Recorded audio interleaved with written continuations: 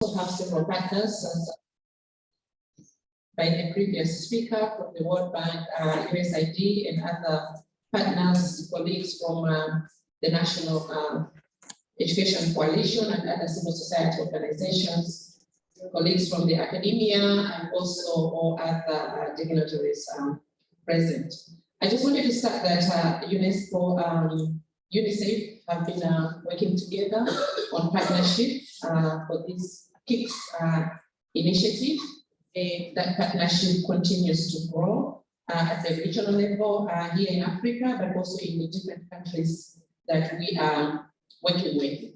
We have been collaborating with UNESCO on various aspects of taking this initiative forward, and we will continue to strengthen that partnership moving forward from a country level, but also at the regional level. Just to talk about a few issues that we have been working with together, and particularly UNICEF, whose key role has been contributing from a gender equity and inclusion perspective as part of this broader initiative. With this, our focus has really been on capacity strengthening, but also encouraging learning, particularly for our counterparts in the ministries of education in the various areas that we have been working on. So we have been using data generated jointly with various partners, including also ministries of education in the different countries, but also at the regional level to strengthen learning, as is the idea of the whole initiative. And a couple of learning events have been done. And the focus of these learning events has really been to have dialogue beyond the data, beyond the numbers. As we know, in many cases, the data in education, the numbers in education mask a lot behind what those numbers say. From a UNICEF perspective, looking at gender, equity, inclusion, the idea is moving beyond gender parity. The idea is moving beyond representation of learners with disabilities or learners with various vulnerabilities, to really looking at the critical intersection of the issues that are actually keeping these children on the margins or making us fail to achieve the gender aspirations that we want beyond the numbers. So we have been working on a couple of learning events at the regional level, but also across the region, with the idea to strengthen capacity of the countries, and also for them to be able to use the knowledge, the evidence, and the innovation that is being generated and translate this into policy and practice. We have had a couple of series of learning events on disability inclusive education, and also working on prevention of school-related gender-based violence, also working on mechanisms for reporting school-related gender-based violence, but also a couple of areas using our mixed data to analyze learning and equity and inform policy-related dialogue. And also we've been championing the early childhood education, developing the toolkit, and also using that to inform our interventions in various countries. And these have also been happening largely at the regional level. We've also been having national dialogue, one of which UNICEF coordinated and was conducted in Uganda. And this gave an opportunity for the Uganda community to really review what their policies are and where the gaps are, and how they can use that analysis to inform better practice in making those policies work for the children. We have also supported the KIX Africa 19 Hub, but also a KIX Africa 21 Hub symposium, and contributed to that. We have also done joint activities with UNESCO ICPA on communities of practice on gender, mostly virtually inviting different stakeholders. And we have also had dialogue on capacity building, particularly on quality early childhood education. And I know a couple of colleagues from the Ministry of Education here in South Sudan participated in that. There was also a deep dive that was done in Malawi on looking at addressing school-related gender-based violence, and there's also going to be an exchange with other countries on that initiative.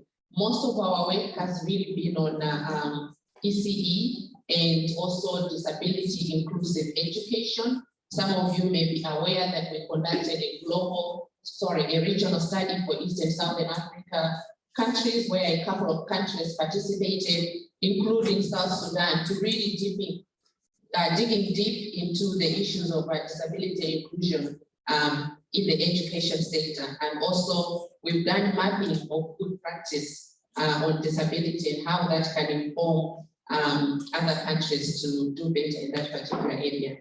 Bringing it specifically to some of the activities that we have done in South Sudan following this initiative. As I indicated, these have largely focused on early childhood education. And from that, we did a diagnostic study collaboratively with the World Bank on early childhood education, and also at the tail end of finalizing a policy on early childhood education for South Sudan, as well as developing the curriculum, the related frameworks for supervision and management of that particular sector. So this is ongoing work for which we are collaborating with the ministry here in South Sudan. And also we've looked at work on girls' education as one way of also addressing the gender disabilities that South Sudan is very much aware of. And for this, we've done and continue to do a series of girls' education conferences where different stakeholders look at the statistics and agree on action plans, including development of call to actions on the actions that need to be taken to address the gender gaps, but particularly also promote girls' education. You are aware of the one that was done in Warab, but also we are in the process of doing one for people, and then there will be others that are followed up for Central and Eastern Equatoria. We are also in the process of working on updating the affirmative female teacher policy. As you know, the statistics in South Sudan work against female teachers with less than 20% of the teaching force actually being female teachers. So we're looking at this policy and seeing how we can actually use that to take action to ensure that more teachers are in the system. And also related to that is the whole component of teacher training that we have been supporting, particularly on continuous professional development. So these are just some of the initiatives that UNICEF has been doing at a country level, specifically to South Sudan, as the dialogue is here in South Sudan, but also at the regional office, focusing on the countries in the Southern Africa and Eastern African region. Just some thoughts in terms of our way forward and some of the initiatives that we are working on. Jointly with UNESCO ICBA, we are also looking at coming up with a digital version for gender responsive pedagogical training.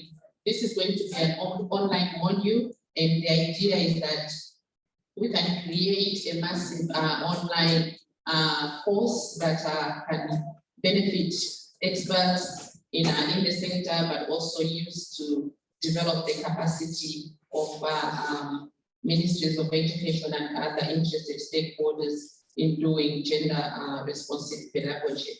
We also in the process of working on various tools to support advocacy as well as innovation and also strengthening of skills, particularly when you link to employability. And these skills can actually also be used in strengthening flexible and multiple pathways, which is a key issue in the region. And we're looking at various tools to actually strengthen these particular areas that we are going to be launching across the region with zeroed-in focus on some specific countries. So in sum, I think this is a very much welcome initiative that I think is contributing significantly to moving beyond the data to strengthening knowledge, strengthening innovation, and putting some of that data into action by coming up with concrete actions, concrete policies, and strategies to actually address some of the key areas that we face, and particularly for UNICEF as it relates to gender equity, girls' education, and also inclusion. So I'll stop there, and thank you.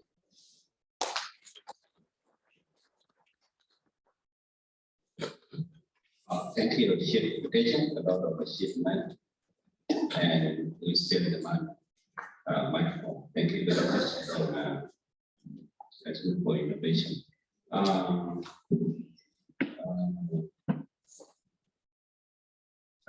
Dr. Pitten, the director for IFA, you are welcome.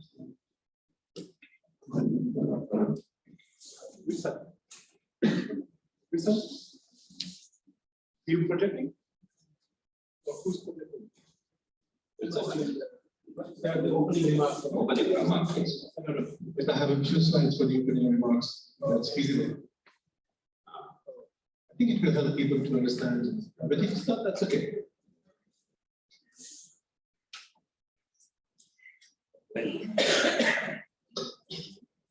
You have any other? Send it to it.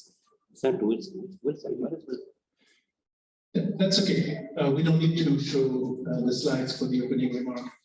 Director General and dear colleagues, allow me to stand on the existing protocol. What I'm supposed to do in the opening remarks is try to explain to you what KIX Africa 19 is all about. How many of you have learned about KIX Africa 19? Just a few, Director General, yes. So, in a way, it forces us to think a little bit differently about how we support countries.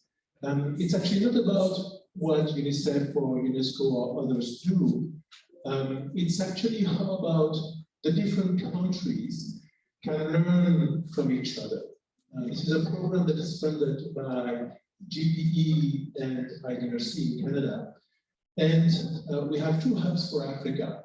We have Africa 21, and that covers Francophone and Russophone countries. And then we have Africa 19 for all of the Anglophone countries. Now, my colleague from UNICEF has listed a long list of things that have been done. What I want you to know is 2 or 3 things for the future. When an assessment was made of the first phase of the program over the last 2 or 3 years, a lot of good things were done, right? But we realized that we had to put a much stronger emphasis on country work that is directly useful to you based on your demand, right? And actually the themes of KIX were based on surveys of the KIX focal point, including your focal point, to try to understand what would be your priorities. Now, we have almost confirmed the fact that KIX will be funded for another 3 or 4 years. And there are 3 or 4 changes that I want you to remember. The first one is that there will be what we call the country support mechanism. That country support mechanism will enable us to provide technical assistance. It's not a lot of money, but still, to very specific requests that you may have. We didn't have that before. We are also going to have country research grants.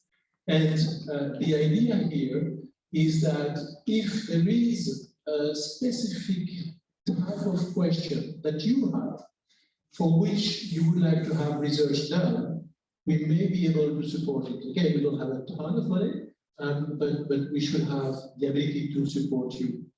And then we are also going to try to support you in your own research. And for example, for South Sudan, from Bobo the Focal Point, there's a question about scholarships for girls' education, if I understand well. So we are going to try to put our team, especially at IGBA, at your service to try to help you do the research you need to do. So it's really a demand-focused kind of approach where we try to help the countries. We are also going to have more South-South visits, the way it's called, where you can learn from what's happening in another country in an area of your interest. So for example, right now, Uganda is requesting to go to Kenya to understand how to shift from their existing curriculum to a competencies-based curriculum. So my main message, I have a few slides, it doesn't really matter, is really to you and to the ministry. If you have specific requests, the next 3 or 4 years of KIX, we should hopefully be perhaps even more able to answer those specific requests, which is what you need at your country level. And of course, we will keep the KIX, which means knowledge, innovation, exchange, idea to fiberize exchange between countries. So let me stop here. I hope I was not too long, but I wanted you to know some of those important changes in how we can try to support you. Thank you very much. UNESCO IGBA Director, your opinion. This chance I think is going to civil society, to Adonia, the House, a minute. Though our time is so short.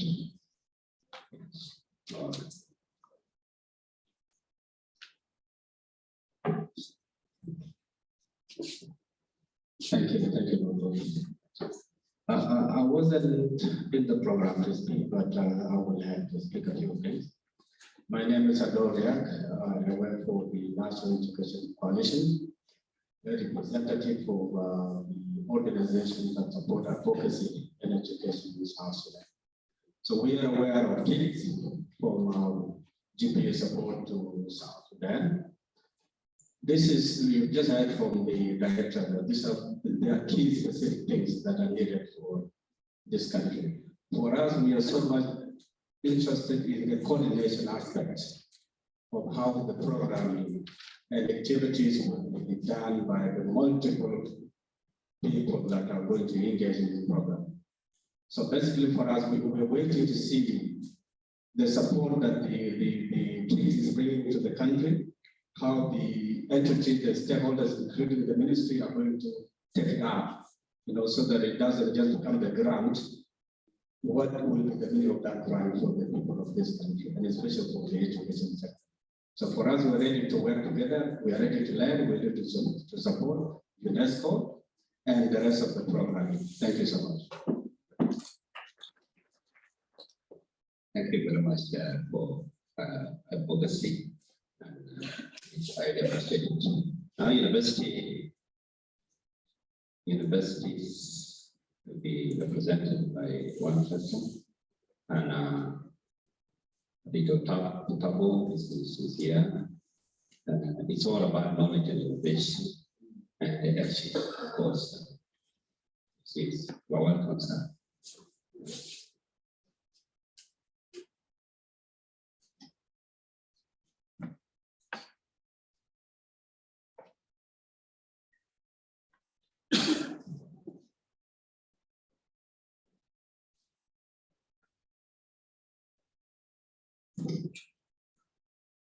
Good morning, everyone.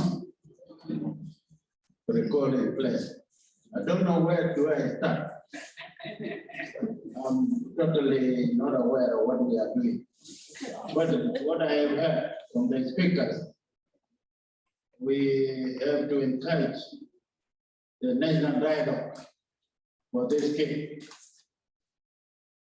It is important what they have said a lot. What do we do to our girls who are dropping out, or our boys? So there must be something. They have stated a very useful thing that they can support researches. If there are people who would like to go do researches, they are ready to support them. And as I told you, when you are not sure of what to say, I will end up here. Thank you. Thank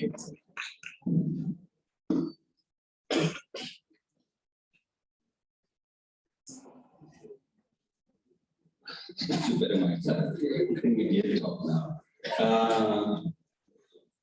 We have Ministry of Higher Education.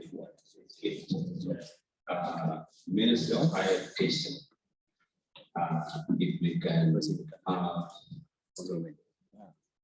someone that though I'm seeing your Mahmoud is around, is if could have a word, we appreciate that. Mahmoud,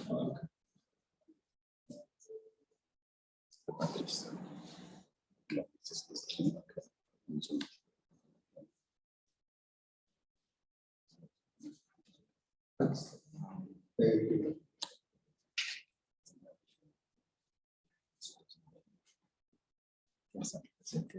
Protocol in place. I think I don't want to repeat what my colleague just said, that I'm really confident prepared for this because it is my first time to hear about KIX.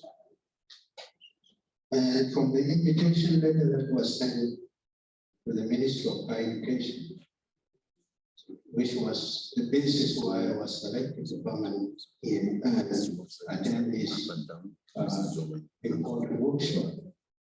The emphasis seemed to be on improvement of learning, improvement of teaching, and then collaboration between different ministries of higher education and education, and all who are involved in education. And if I can take from what the previous speakers mentioned, then there is an important role of learning from each other. And I think this is part of agenda of African 2063. There is an emphasis that we learn from each other, because if you see most of our researchers, most of our experiences, we seem to be focusing on using external. What I mean by external is a continent to a continent kind of collaboration. But we forgot that we have really a rich culture, rich knowledge within Africa itself that we can learn from. And I think as an emphasis and focus of these skills is something that need to be appreciated. The second point that I've just took from those who spoke before me is that the first research was done and the focus was on priorities of the country. And I think that one is also very important. And I feel happy about it because, in fact, whatever you impose knowledge on the country, it will never bear the fruits that we expect it to. Simply because it is not really emanating from the country. Here in South Sudan, we have a lot of our own problems that we need really to highlight. And I think if KIX is going to help us on this issue, this is really a great help. So that we discover our own potentials, we discover our own strength, and then at the same time, we discover also our own weaknesses. And the last point that I would like to emphasize here is that there is also emphasis on research. I think research is really very important. It will strengthen the two points that I mentioned earlier, which is focus on our own priorities, as well as focus on the experiences that we learn from other countries, and then so that we can come with homegrown kind of solution to our own problem. With these few remarks, again, I thank you for inviting us for this important function. Thank you. I think all of you are prepared to get out of the atmosphere we're talking about. Thank you very much. And now finally we come to an end, and thereafter we are calling upon DG George Mugawi's at his capacity as DG but also at the views of our leaders, the undersecretary, the deputy minister, and all the other leaders that are not here. So, DG, you're welcome. Thank you, Papa. I recognize the presence of our different representatives at different levels that include the director here, which include UNESCO UNICEF, University of Juba, as a Metropolitan Police, and those that have movements, including my colleagues from the ministry. Ladies and gentlemen, good morning. You know, we are privileged because this is the first time that KIX is going to kick off in South Sudan. We have been here in about 8 years now, West Africa. But today, KIX is in South Sudan. Knowledge and innovation, action is in South Sudan. The importance of KIX is real to inform us at the national level. It inform us countries like South Sudan, which is within the category of the lowest income countries, on evidence that can create improvement in our education system. We are here today, on 2 key focus points, which is improving learning and teaching, or improving teaching and learning, as well as living on or living on. Our belief is that when we improve teaching and learning, immediately we will assist education transformation at scale. Because everything centered on teaching and learning. And when we improve teaching and learning, I believe that will be a magnet where no one will be left behind. Those education sector is right for everyone.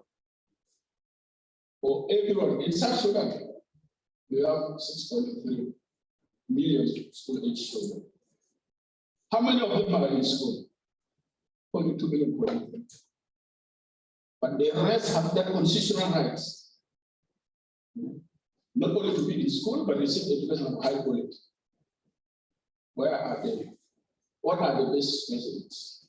What are the evidence that if we really place it on the table, it can inform all the stakeholders that, these are the best methods for us to get all those children to school, those who are left out. The intention of GPD is really to ensure that everyone is in school and learning. The intention of our country and the constitution of our country is to ensure that everyone is in school and learning. Yet we have bricks here. So today, we are discussing, focusing on those issues. How do we improve teaching and learning? Or everyone to school. And thus, at the end of the day, we will find that every child in South Sudan is in school and receiving learning of high quality. That's very important. My apology for the Deputy Minister who is supposed to have come to open this workshop. And I've been directed by my undersecretary to come to open of the ministry to have. I'm now here standing on behalf of my undersecretary as well as on the behalf of the Deputy Minister. And by these few remarks, there are many remarks that have been made, which I don't want to repeat. Then we declare this workshop open. Thank you.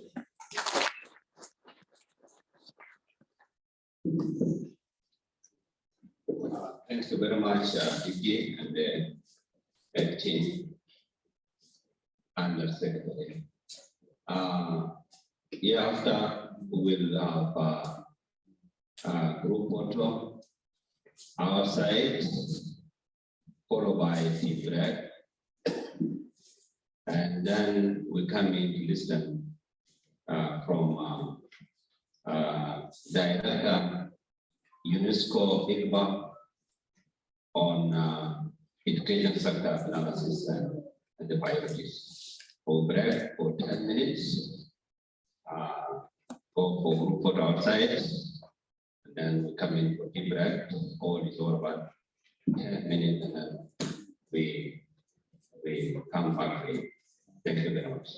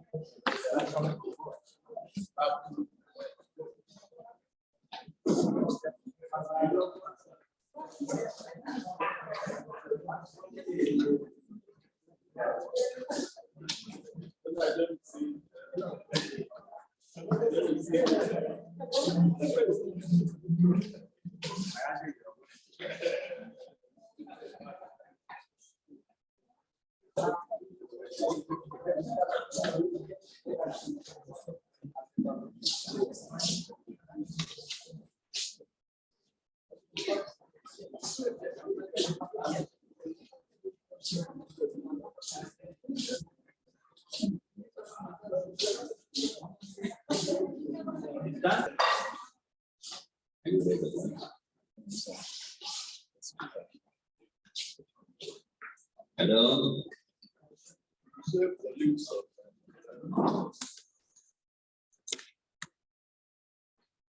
Someone made it.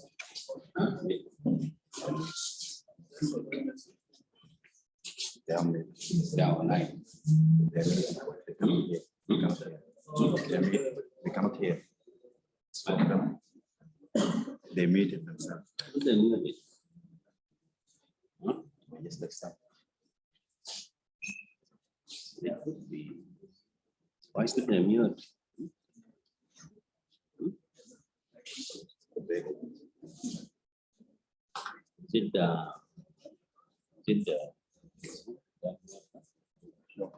Them, because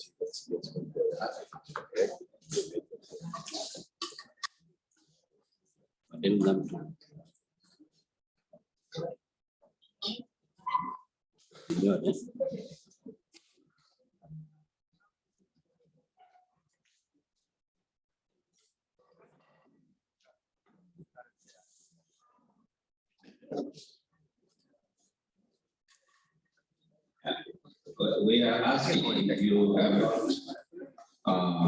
registered your name, please do so with Secretariat. You register.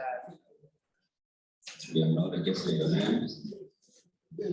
You register your name.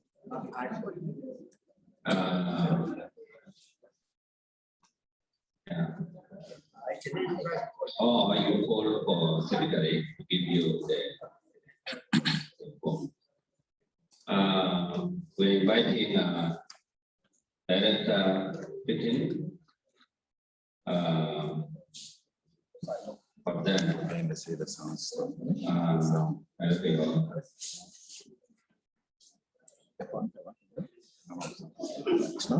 you. So what we are going to do is go a little bit more in technical analysis. We have a session which we had about 50 minutes. I'm actually going to share it with Tabraj, my colleague from UNESCO, What we're going to do is first, Napraj is going to provide some broad overview of some aspects of the education sector in South Sudan based on the education analysis that is almost finalized and that was used for the education sector plan. And then I will come back afterwards to look a little bit more in details on some specific topics that are going to be the focus of the group's work this afternoon. So first, Napraj, and I'll come back.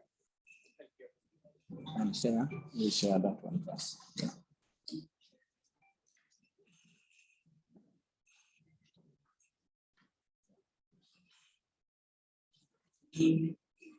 Yeah, well, thank you very much, Quentin. So,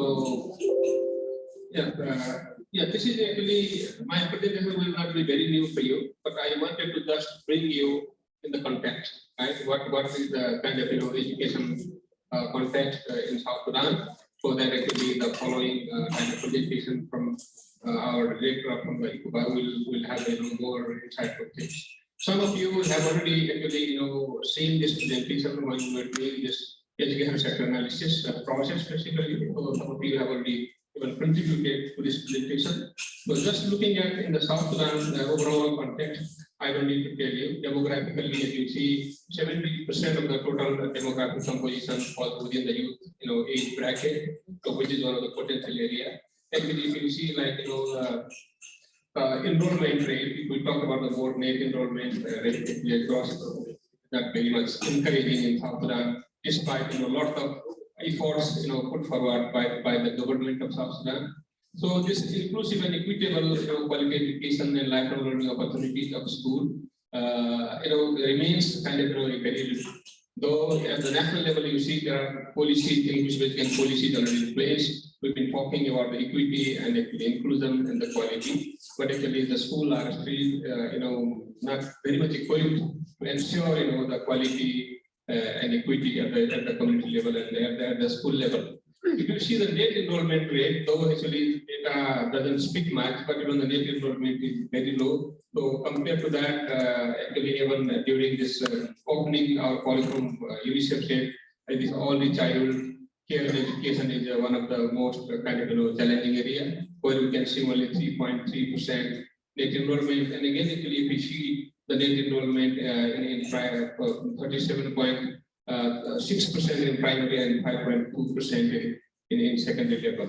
The actually transition of girls from primary to secondary is actually even still tricky in South Sudan states. There are many factors that are contributing for not having actually all the girls transiting from primary to secondary to the higher secondary and tertiary level because of the different barriers at the country level.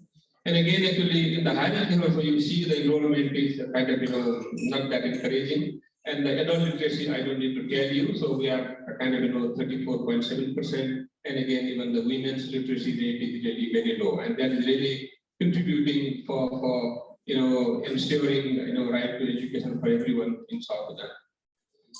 So out of school children, as you see, like so over 2.8 million children are still out of school in South Sudan. If you see, the more school age population is out of the school than the school. So this is a kind of very unique situation we have. So the recent study has shown that actually, despite the different efforts put forward for education sector, but the out of school children remains they are still increasing rather than actually decreasing out of school children. And actually, most out of school children are coming from the pastoralist community, where the access of education is limited compared to the other part of the country. Considering the pastoralist community is kind of nature, they are mobile in nature, and the government and education stakeholders are really facing problem to reach out to them as the community is mobile in nature. For this, we need to really think of some targeted kind of interventions. Actually, I told you actually the situation of the girls even in the cattle camp within the pastoralist community is even worse. Basically, we can see, and this is the number that is really giving education status, where you can see lots of actually illiterate populations out of school and out of school girls, all this there.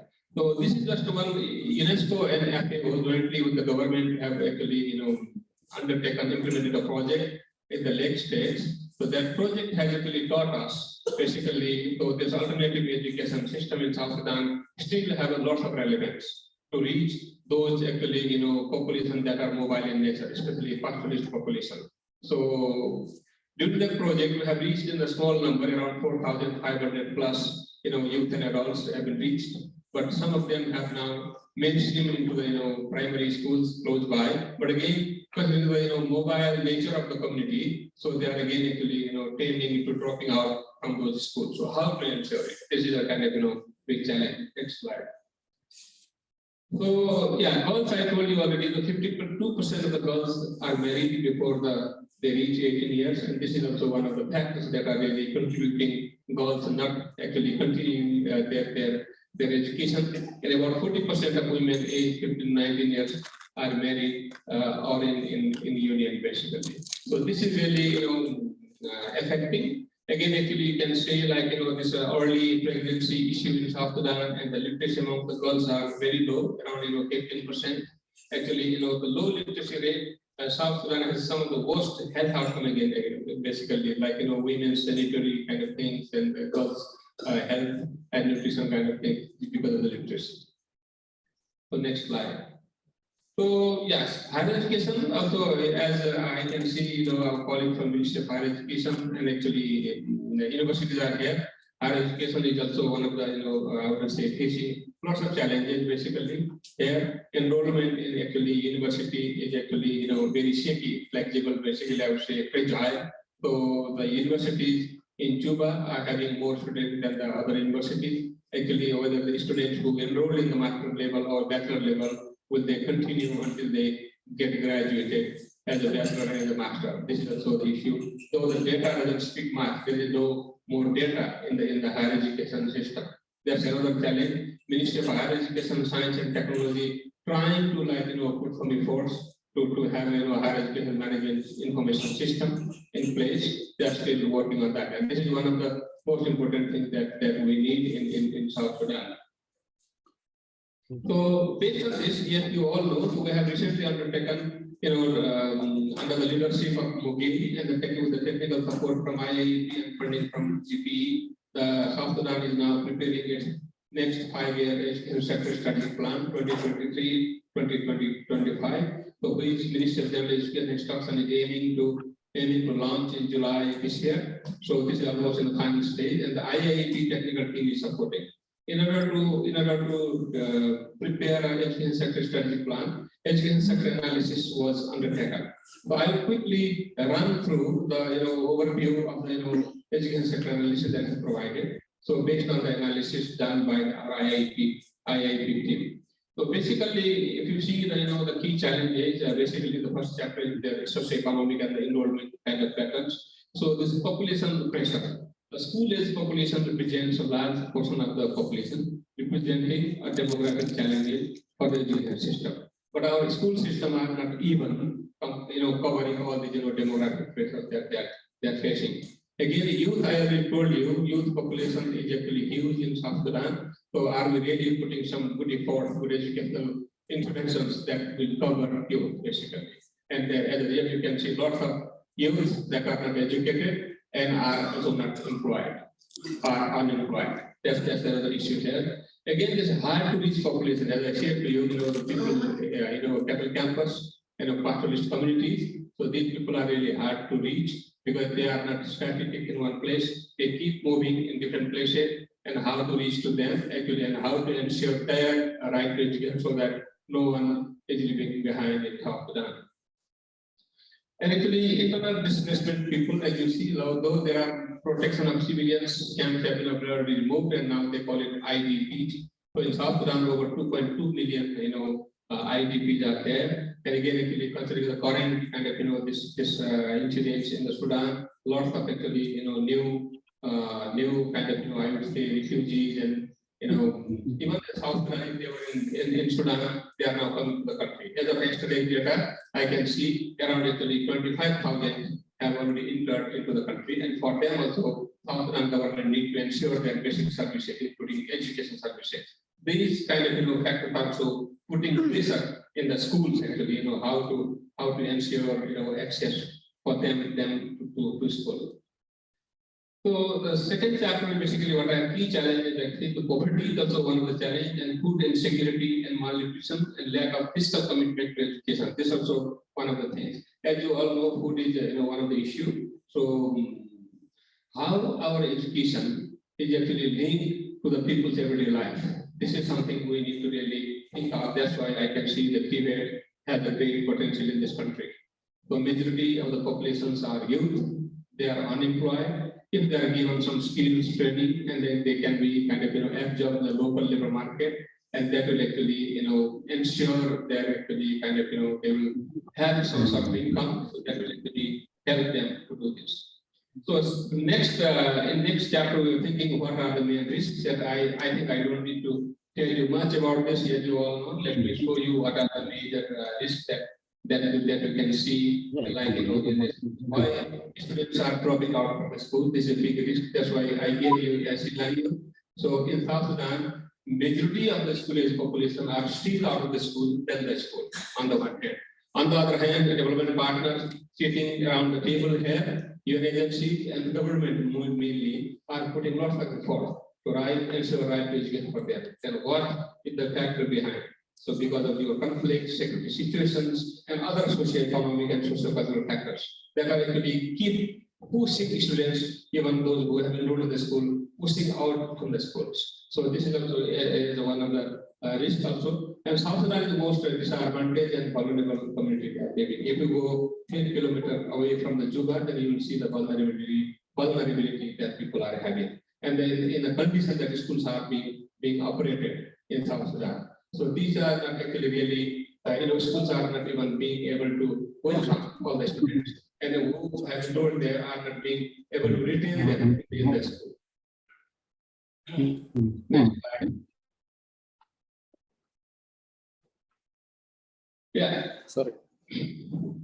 Yeah, this is also some, okay, the sector analysis actually brought some of the issues, some of the points that need to be really captured in the upcoming, education sector strategic plan that is being prepared for South Sudan. One, actually the education system that lacks organizational mechanism to face current and projected threats, including those related to climate change that need to be really addressed.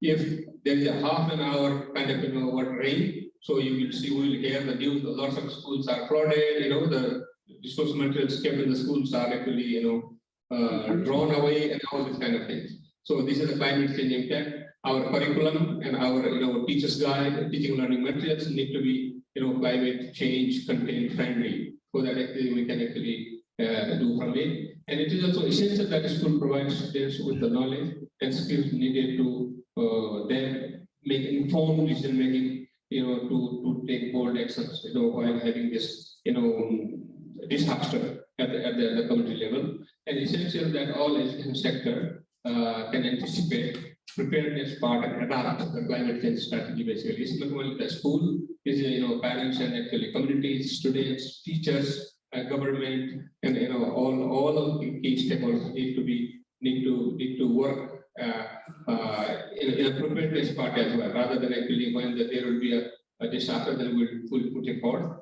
But what are the preparedness aspects that need to be ensured so that actually educational services are continued despite there are some disasters and this flood and all these things.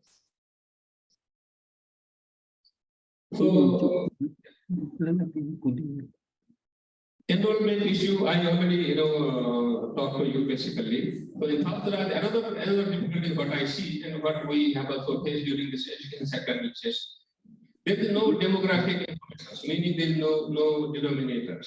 That's why it's really difficult for ministry to even calculate, the rates basically. If you see the ministry published in National Education Census document, everything is put there on the number basically. So in the absence of demographic kind of information, it's difficult to have a cross enrollment rate, net enrollment rate, net intake rate. Of course, net intake rate can be done based on the enrollment, but these two kind of indicators that FGG really expect the country to report. So South Sudan is now reporting only in terms of number. Around 60% of out of school children, as I already said, more children are out of school than the children are in the school. So this is the kind of enrollment patterns. So from there, yes, we need to really focus on how to enroll more students and actually what kind of alternative education system develop for them who are still out of the schools. So and actually how to mainstream those out of school children in the schools. So these are the main basically for takeaway and how to provide support for the goals and all that. If you see the secondary level schools kind of location, actually these secondary schools are not within the close proximity of the students. And for the girls students, actually they are facing problem where either they have to go out and stay there with the relatives and actually and there is no boarding facility. And this is also one of the reasons that girls are deprived from actually attaining the secondary level education, even if they would like to attend it. Next slide, yeah. So this is again basically this budget issue. I would say, like for the teacher, as our director will actually share with you for regional perspective and what are the teachers dynamics basically by expert agencies that are working in the teacher issue along. So in South Sudan, for the teachers, I don't need to tell you much. So teachers are one of the most, how do I say, vulnerable community within the education sector. I would like to call it in a way. Teachers are very low paid. Even the teachers are not getting salary on time. But recent years, this is a good achievement. We can see at least Ministry of General Education Instructions is able to actually distribute teacher salary timely. That's what I want, which is really a good process. But again, actually, the teacher's salary that has been actually allotted is not sufficient on the one hand. On the other hand, teachers are not trained. Though we say some percentage around 50% of the teachers are trained, but the training teachers have received are not sufficient to cope with the current pedagogy that is required. On the one hand, South Sudan already introduced the competency-based curriculum. So maybe I have a question to all of us. So we introduced the competency-based curriculum, but are we able, have we really prepared our teacher to deliver those competency-based curriculum in the classroom, which I don't think so. These 5 days, 10 days trainings are really not sufficient to do that. These are a very advanced kind of training they need competency on the one hand. On the other hand, even though with the intake of the teacher, so our universities are really producing a qualified teachers that are required for the basic education system in South Sudan. So one thing as an educationist I can see there is a very clear disconnect between the basic education and the tertiary education. So in my view, tertiary education system need to supply the human capital that is required for the country in different areas. So even the potential candidate that would like to join teaching course in the future, do they have enough competency? Do they acquire all the knowledge that is required for the basic education service delivery, basic teaching and learning in the school education? So that's why this is also the questions. I mean the kind of big challenge in front of the university. They need to really prepare their graduates kind of in a way that they can really cope with the national system. That's why this training is mainly the issue here. Actually, there is no very clear teacher professional development that should be both for in-service as well as pre-service. So this is something needed. And development partners around the table and working in the country and the government, they are actually really endeavoring to support this. But again, actually, if you see in the schools, if you go to different schools, then you can easily see how things are done. Even though there are very good policy documents prepared at the national level, so unless and until we really practice those policies in the classroom, so no result will come. Because eventually these policies are for home, policies are for the children.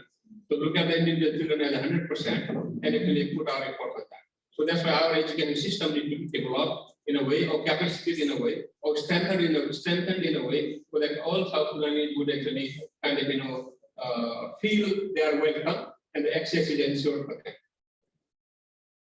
So yes. So again, actually, this the financial management and the transparency thing. So actually, we can see in South Sudan there are some discrepancies there, and the spending. On the one hand, the education level, education budget is not as sufficient as according to the SDG 4 of global financing kind of indications for SDG education 2030, and on the one hand, compared to other countries in the region. On the one hand, on the other hand, like since last 2-3 years. So DG Moga will correct me if I'm wrong. This education budget is gradually getting increased, which is very good signs. But again, the budget is there, the one national allocation is there. But again, while spending it, if you see the budget execution capacity of the system, that is another issue. This is a challenge. How to balance, on the execution part as well. This is a financial management is something that really need a system needs that kind of capacity at the national level as well as the state level and down to the final and county level. Next slide, please.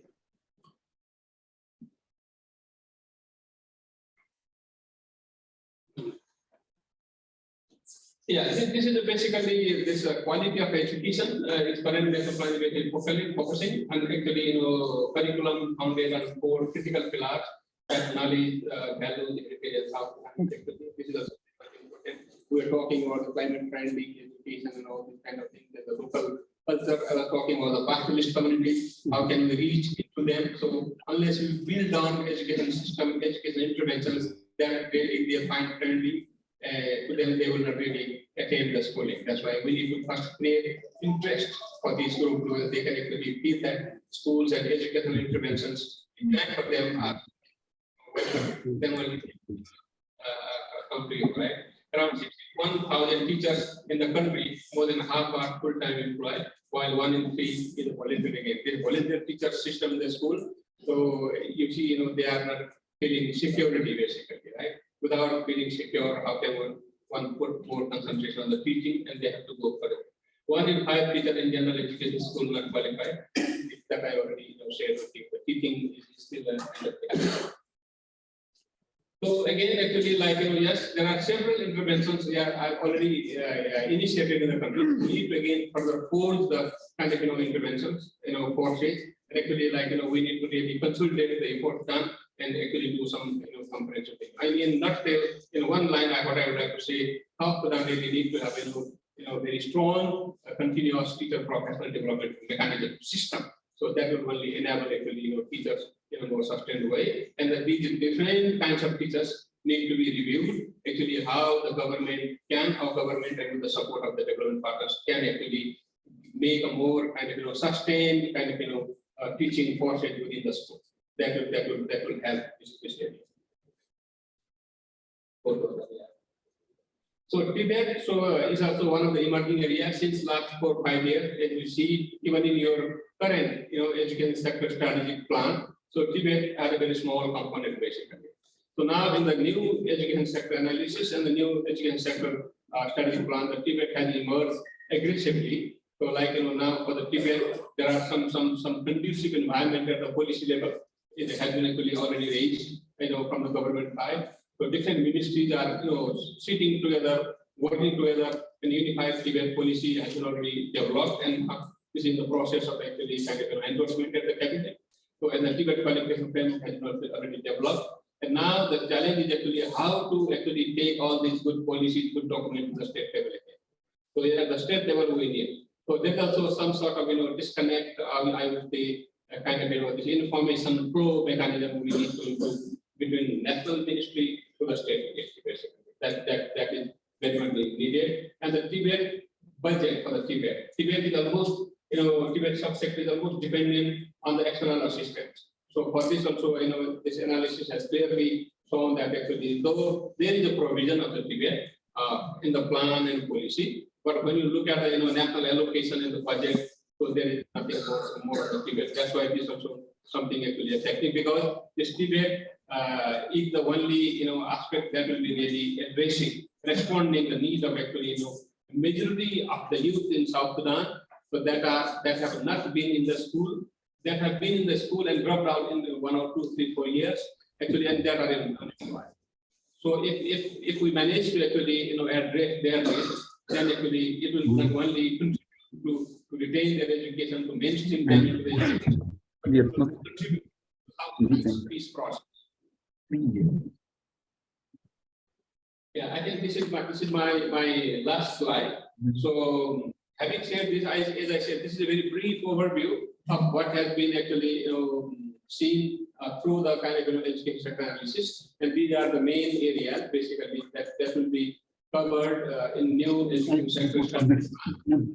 Our technical team at IIT is closely working with the Ministry of General Education and instruction basically. Like, I hope this dialogue, so we'll listen from our ICAPA director.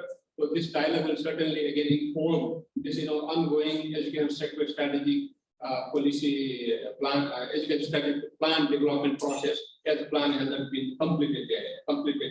If new survey, new data are there, we will certainly actually, of course, Ministry of General Education instruction will certainly welcome, those new survey data that will certainly inform the plan intervention that will be planned for next 5 years. For South Sudan, that actually realizing, making like every South Sudanese to realize educate for all. So having said, I will stop here. Now I will welcome our director from the ICAPA for his presentation. Welcome.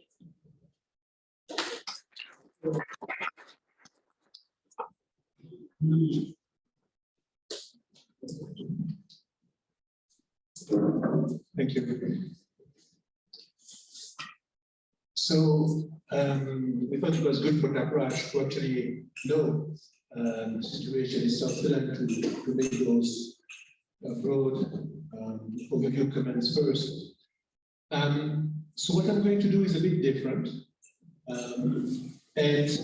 Again, I mean, I do not really know the details of the situation in South Sudan. So what I can share is a few experiences from other countries and also a few thoughts for the working groups we had this afternoon, which is actually the most important thing of today. With our KIX focal point, I think you decided to have focus groups, or not focus groups, but groups on 3 topics: girls' education, teacher shortages, and early childhood. And so what I hope is that some of what I'm going to talk about might be useful for you when you think about your... I'm standing in front of you. I would have run this race on the basis of my track record. All right, we can go to the next slide. Thank you. So one thing where we do not have data for South Sudan, but we have data for almost all African countries that I wanted you to be aware of is that human capital, and that is defined as the value today of the future earnings of today's workers. Right? That's how it's defined, the present value of the future earnings of the current labor force. That human capital represents actually the most important source of wealth for your country. So this is for Nigeria. We lost it, but it's going to come back. I just took Nigeria because I was there a month ago as an example of one country. When we try to measure the wealth of a country, we have 4 categories of wealth. We have natural wealth. These would be your forests, oil, minerals, water, things like that. You have human capital wealth. That is the value today of the future earnings of your current labor force. And then you have what is called produced capital, which is a number of investments that you might make in factories, in roads, and things like that. And then there's a small category, which is net foreign assets. What you see here for Nigeria, but that's the case for literally almost all African countries, it's the case globally.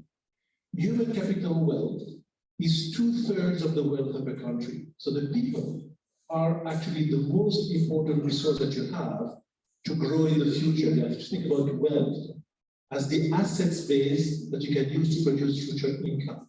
Right?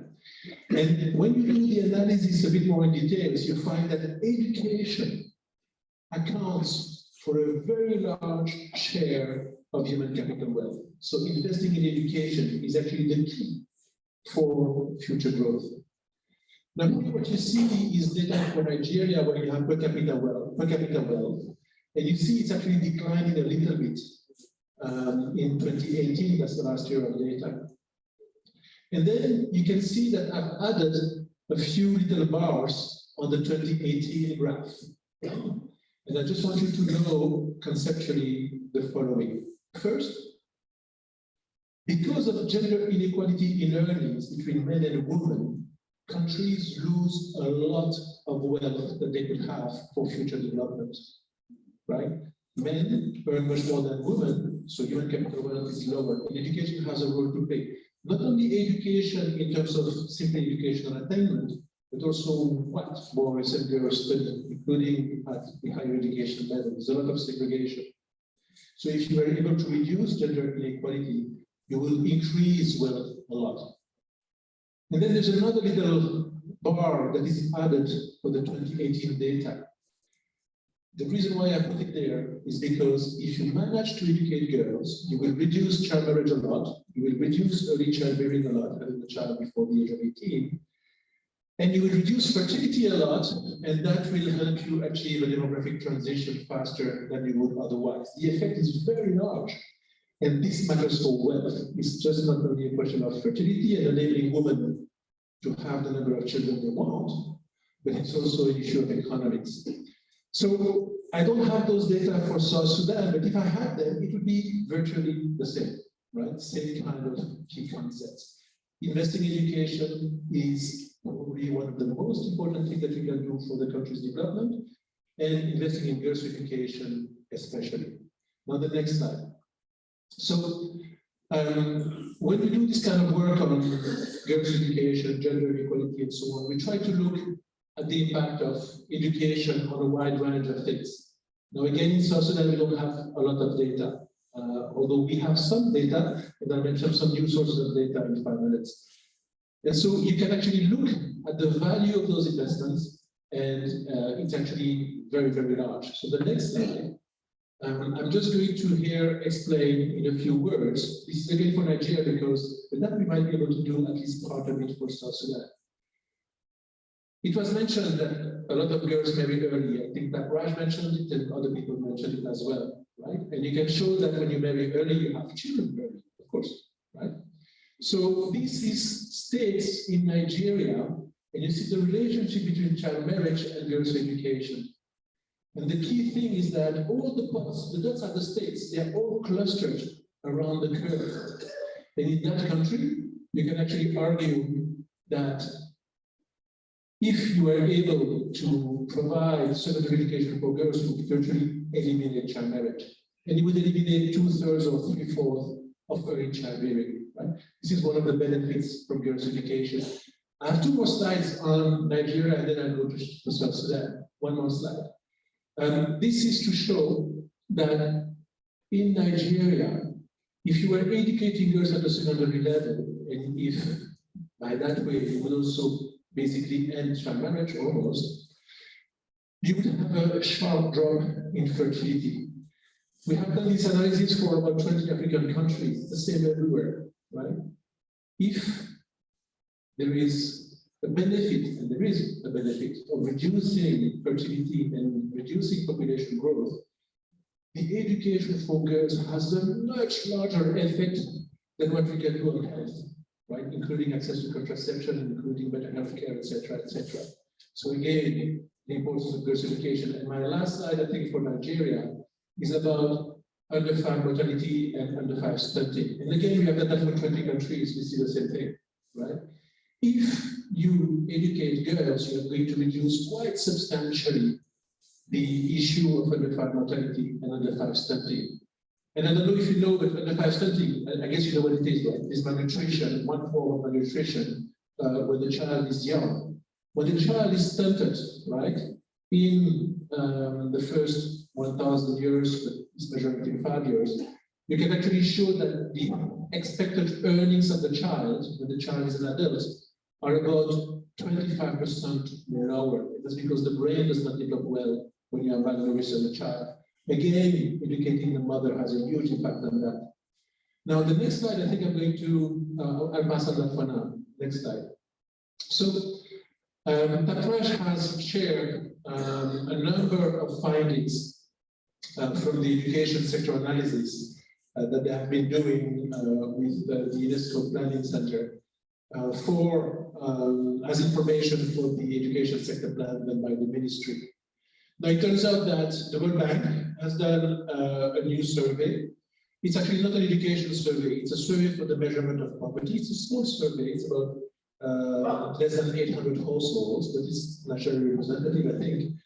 And it has some information on education. So I wanted to show you a few graphs for South Sudan. These would be probably the most up-to-date data that you would have on enrollment, right? So what you have here is the gross enrollment rate among boys and girls. You have the urban-rural split, and then you have by level of well-being from the poorest to the richest, right? So you know that those measures are relatively bad. I mean, by international standards, we know that. Now, but there are a few things here that are really striking, and I guess you know it, right? But when you look at urban areas, for example, if you go from primary to secondary, you don't, I mean, and some of those things will have to be with caveats. By the way, the axis on the left has a different measure, right? But there's the gap is really in the rural areas at the secondary level much more. The next slide, I think, is probably more useful for you. So you know that, of course, as the students progress through education cycles, you have a smaller share of them that pass from one state to the other. So you can look at who starts primary, who completes primary, who transitions to lower secondary, completes, and who transitions to upper secondary and complete. And here you have the difference between boys and girls. What I find very striking there, and I think it's in the next slide that we'll see it better, no, I'll pass on that to September, is that there is really a big difference according to those data, right? And these are the latest, and we have to check the validity and so on. But there's a big difference, right, between boys and girls for starting primary and completing primary when you have started primary. So the way this is computed is a bit different from the previous slide. In the previous slide, we're looking at the overall progression. Here, you look at different groups, and you look at who continues to the next level among those who have finished the first level, right? So for example, who completes primary among those who have started primary. But you can even see that starting primary, and you know that, you have a lot of children who never actually go to school. Right? This, we lost the slides. This has important implications for the type of policies that we can implement. And I'm going to make a little bit of an argument here, and you will have to think this afternoon whether that argument makes sense to you in South Sudan. It's an argument that makes a lot of sense in many other countries. So let's go to the next slide. Okay, we have a problem with the slides here.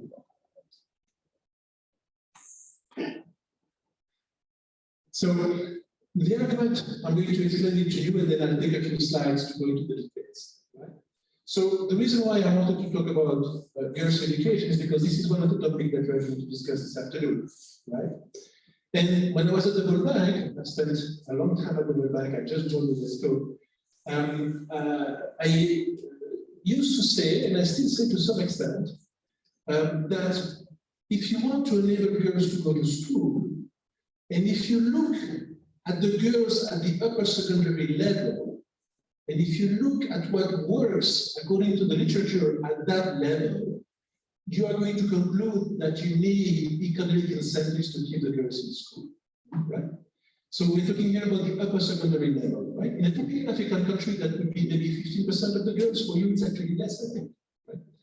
So if you look at what works from what we call randomized control trials and other evidence to delay marriage, to delay childbearing, and to keep the girls in school, the message that you get from the literature is that what works best is the economic incentive to keep the girls in schools. Now, and you are doing some of that because you have actually a scholarship program for adolescent girls, right?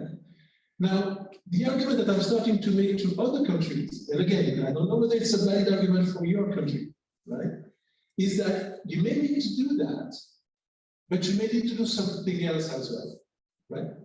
So before I go into something else, I just want to say that one thing we would love to look with you, if that makes sense, right, is how cost-effective your scholarship program is. I mean, I heard the director explain a little bit how it works. It seems to be actually very well designed. And they seem to have quite a few girls enrolled, right? But you can do things which are much more costly, and you can do things which are much less costly to try to keep those girls at school at that age, right? So I want to give you two examples from other experiences. There's another country which has very low girls' education at that level, high levels of child marriage in West Africa. And they are doing two very different things. And I'm not going to emit a judgment on what is better, right? One is that they are starting to build boarding schools, right, where the girls can be. And the other one, they have a very interesting program where they send the girls to a host family because there's no secondary school nearby. They give a bit of money to the host family, they give a bit of money to the girl, right? And that helps the girls get to secondary school. And it's also done for girls who are typically doing well in school. It's a bit competitive. I can tell you that the cost of doing a boarding school versus the cost of sending a girl to a boarding family, of course, family, is very different. Right? I think they need both, right? And I think you have to think about the right mix of one versus the other. Scholarships. I don't know what the amount of the scholarship is, but I want to give you one anecdote from Bangladesh, which to me was very interesting. So a program was done in Bangladesh whereby food was given to the families if the girls were going and staying not married. It wasn't about schooling, right? But schooling is the alternative to marriage in many countries, so the girls were going to school. And the program has had a huge impact, right? And so people were asking, but why does the program work?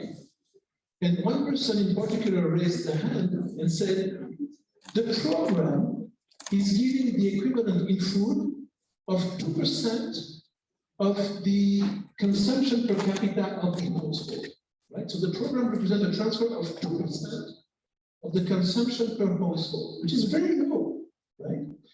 And Bangladesh at that time was growing at a rate of 5 or 6% per year, right? That means that the consumption of the household, on average, roughly, was also growing by 5 or 6% per year. So 2% is very small, right? And so then there was a whole discussion, and the discussion came to the fact that that small value issue, right? It's food, but it could be cash, it doesn't matter. That small value was enough to fundamentally change what's going on in the village because it's changed the social norms, right?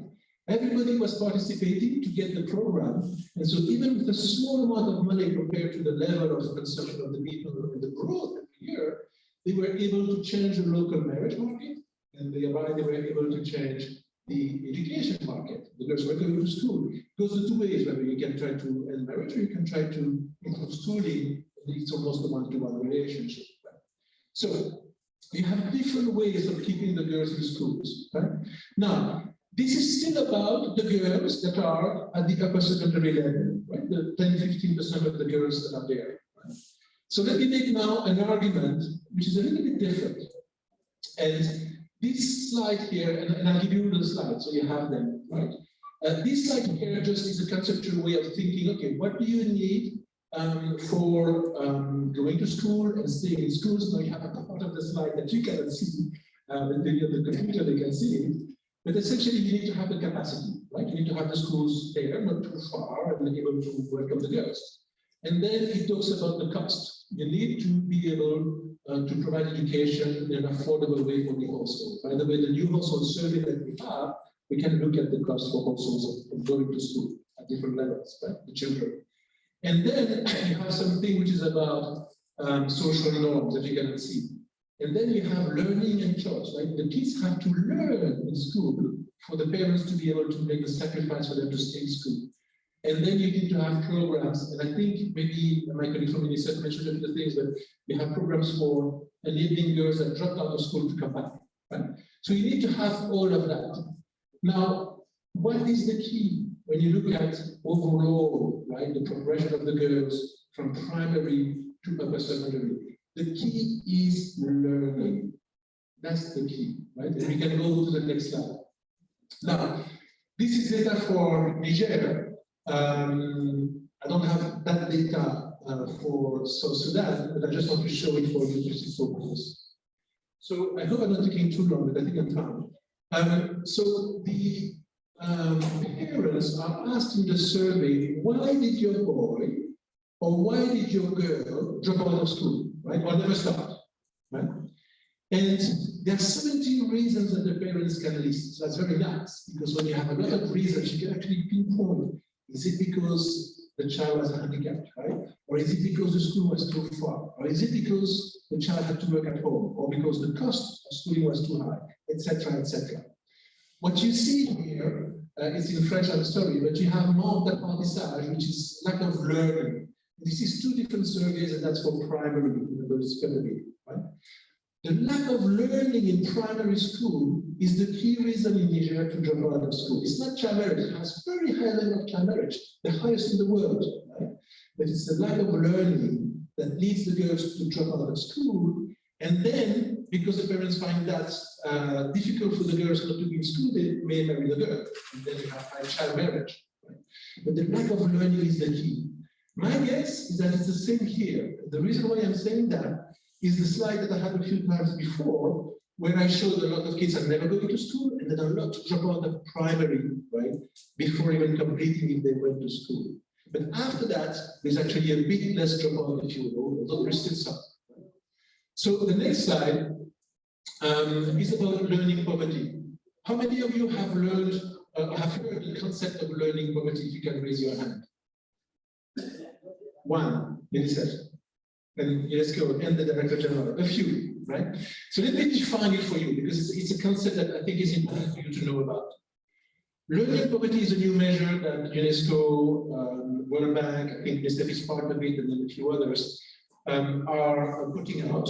And we try to assess across countries what's the share of the children who are 10-year-old, right? And they cannot read and understand a simple age-appropriate text. Read and understand. They may be able to read, but they may not be able to understand, right? Do you have any idea of what the rate of learning poverty is in sub-Saharan Africa as a whole? Except those like us who know the numbers, right? It is 90%, right? 9 children out of 10 are not able to read and understand a simple age-appropriate text, right? Now, in South Sudan, I'm sure it's about that level as well. What is very important, right, is that the other countries don't have as many children out of school as you do. That doesn't mean that they have much lower measures of learning poverty. The assumption is that if your child is 10-year-old and out of school, your child is learning poor. That's the assumption. And that makes sense. Right? But we hope that the children in school are actually learning. What you find, right, is that across Africa, the rate of learning poverty among the children in school is almost as high. It's more than 8 in 10. So a lot of the kids in school are not learning enough. And that is why they drop out, and that is why families may also find it difficult to make the sacrifices to keep the kids in school. So then my argument for girls' education is the following, right? You need to do things at the upper secondary level. I understand that, right? You have scholarships, it would be great, maybe they have already an evaluation and so on, but this makes a lot of sense to have that if it's not too expensive. But if you are able to improve learning in the early grades, you will have actually a larger effect on girls' education overall at a lower cost than just targeting the girls who are in upper secondary. I hope I didn't take too long to make that argument, but I think it's important. Now, the next slides, what works to increase learning and reduce learning poverty? I'm not going to go through all of this, but I can answer questions. I hope we'll have time for questions. The World Bank did a very nice analysis of what were great buys, good buys, promising buys, and then bad buys, right? What that means is where can you put money and know that you're doing in a cost-effective way to improve learning, right? So the great buy example, the best one was information on the fact that education has a lot of benefits, the returns to education, right, for parents, that they made the sacrifices to send their children to school. The good buys are what we call structured pedagogy with teacher training and learning materials, teaching at the right skill level, and pre-primary education. And I know that this afternoon you're going to discuss pre-primary education. That's one of the three groups, right? Girls' education, teacher shortages, and pre-primary. These are all good buys. Then there are other type of interventions that are promising, and then the bad buys is when you do something like providing, for example, IT or doing a training when you bring the teachers in one place and you train them, they go back and nothing happens. These are bad buys. This is actually money that is not going to work, right? And so we could discuss that, or you could discuss that in your groups in terms of what might work for you. The next slide is about, I'll go next slide, actually. There was a very interesting study that was done, I think it's already a bit more than 1 year ago, by RTI, which is a firm in the US research firm. And they tried to understand how did the training programs, the teacher training programs, especially the continuous professional development, work when they had an impact. And what they found, and I will just go through the first point, is that you need to have a lot of practice, right? That's the key. And they suggest that it should be at least 50% practice, right? So the old model of gathering the teachers and then feeding them a lot of things and then sending them back does not work, right? You need to have coaching, you need to have mentoring between teachers, you need to have a lot of practice in the training that is provided. And I don't know how it is done here. Perhaps you have that already, but it's very important. Now, I think I have maybe 1 or 2 more slides left. Let's go further. I'll pass on that to try to save time. I'll pass on that. I want to do 2 last things. The first one is, I may have passed on a few other things that I should not have passed on. But I was trying to give you a bit of material for food for thought, right, for your groups this afternoon. You have 3 groups. You have one group, which is about girls' education. I've talked a lot about it. You have one group on teacher shortages, if I understood well, and you have one group on early childhood.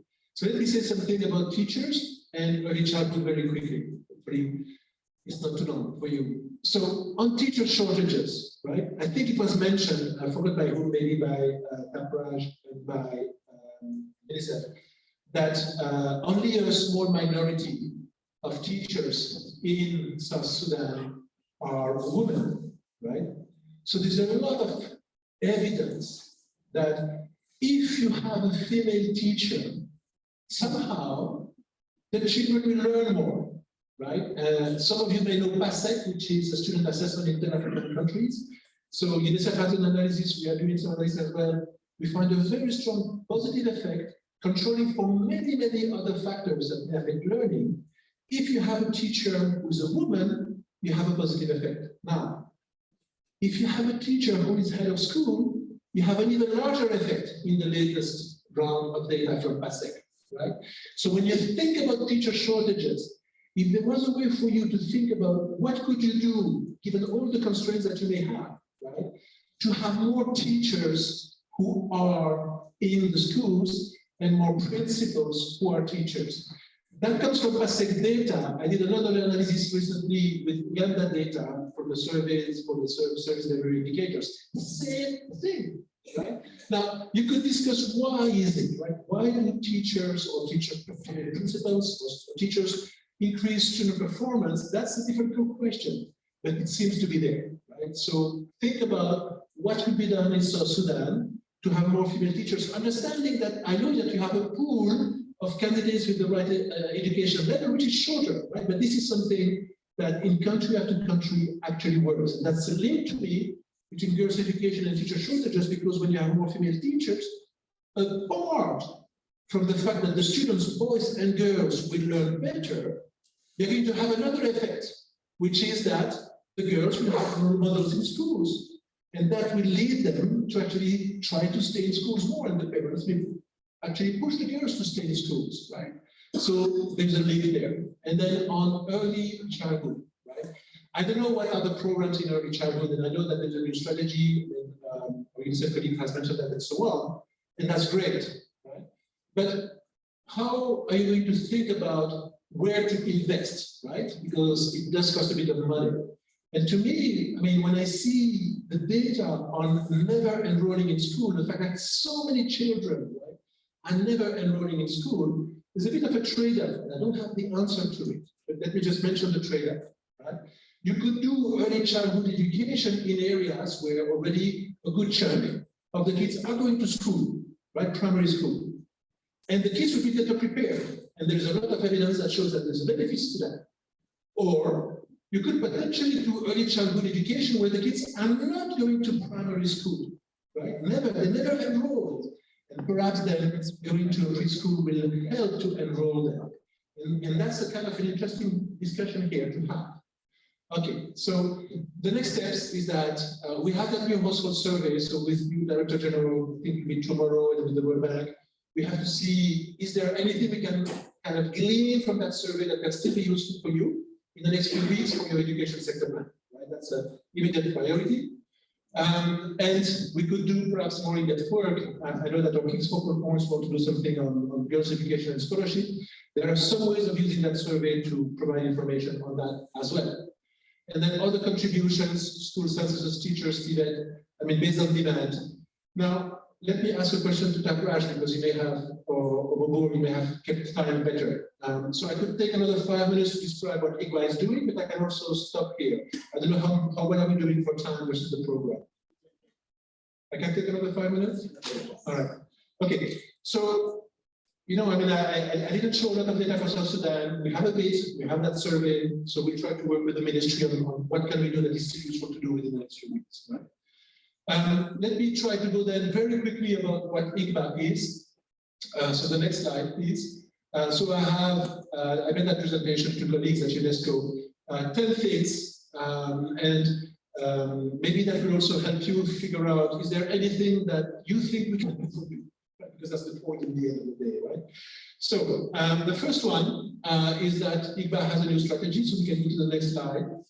I gave you a little folder, and those who didn't take a folder, this is it, right? It's there at the back, there are a few more. And I've put a few flyers so that you just have a few ideas, right? One of the flyer, this one, is a very brief description of IGBA, so you can see what it is.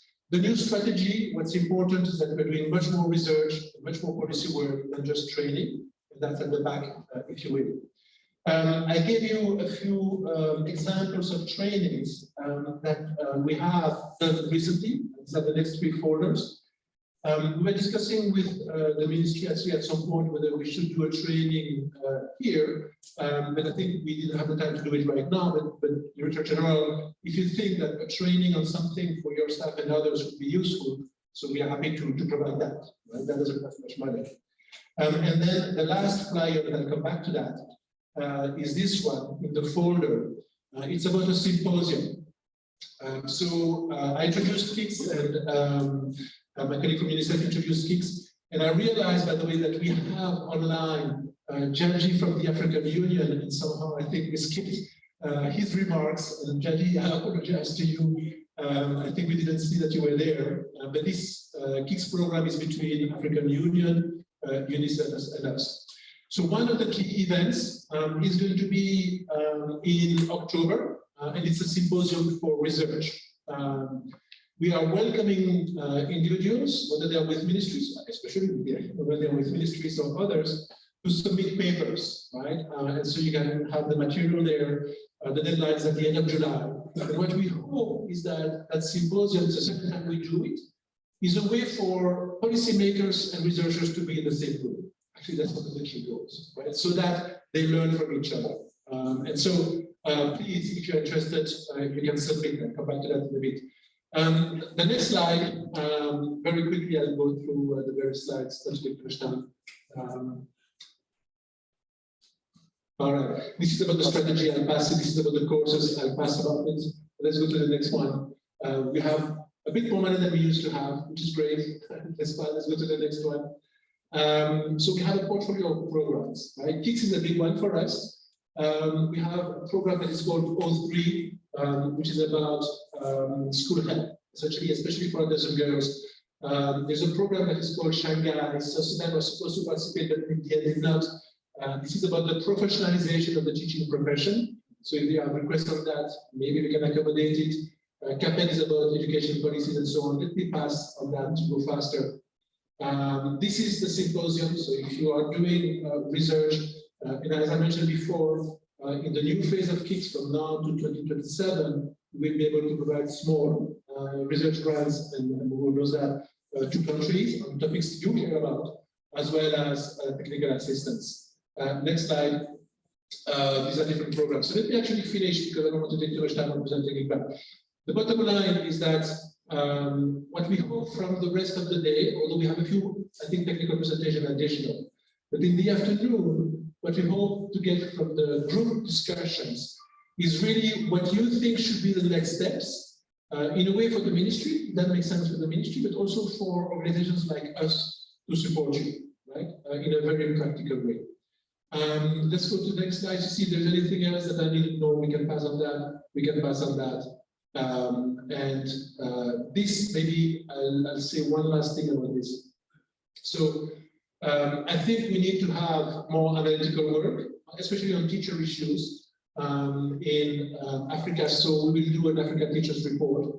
The reason why I just want to take another 1 minute for this is the first report is actually going to be about the argument that I made to you. So the question is, how do we educate girls? How do we end child marriage? How do we reduce child bearing? And to me, apart from what you do at a secondary level, upper secondary, you have to do a lot of things at the primary level to improve learning. And that is based on what teachers do in the classroom. That's the key. And so our first report will be on the role of teachers in improving girls' education and ending child marriage in partnership with the African Union Center for Girls and Women's Education in Africa. And I would love, Director General, to get a bit more information and feature perhaps your program about what you're doing for girls' education here, with the money going to schools and then a small bit going to the girls and so on, because I think that might actually be something that other countries would want to learn from.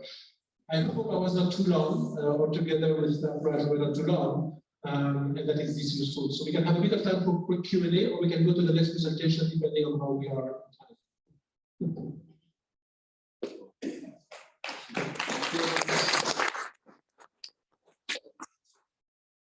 Thank you very much, Tom, Raj, and Victor Quitton. It's very nice. I like many things in presentation. One thing is I like it very much, the issue of learning poverty. Sorry, I'm not against the report. The rapporteur will talk about those kind of things, but I like one thing. Learning poverty and definition. Very much African. So maybe you need to pack your questions until later, because we need to continue this presentation. And therefore, I'm inviting Prof. Tasada Joseph to lead us on improving teaching and learning and leave no child dying. Tasada, you're welcome.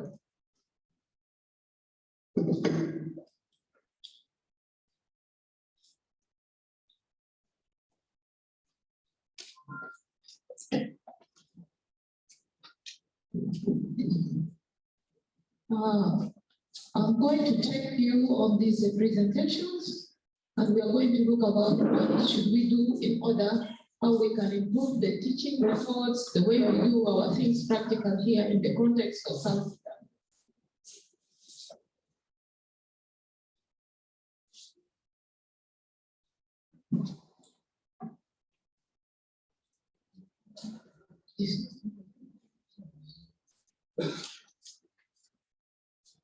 Okay, when we try to look at the theme of our topic, it talks about how can we improve learning and leaving no one behind. When we try to look at learning and leaving no one behind, when we talk of leaving no one behind, we are talking about how we can make all of us learn, and at the same time, leaving no one, it deals with people who are vulnerable, disabled, and so that each person can be able to have opportunity to learn. When we try to look at most of our schools here, it doesn't encourage disabled people to move.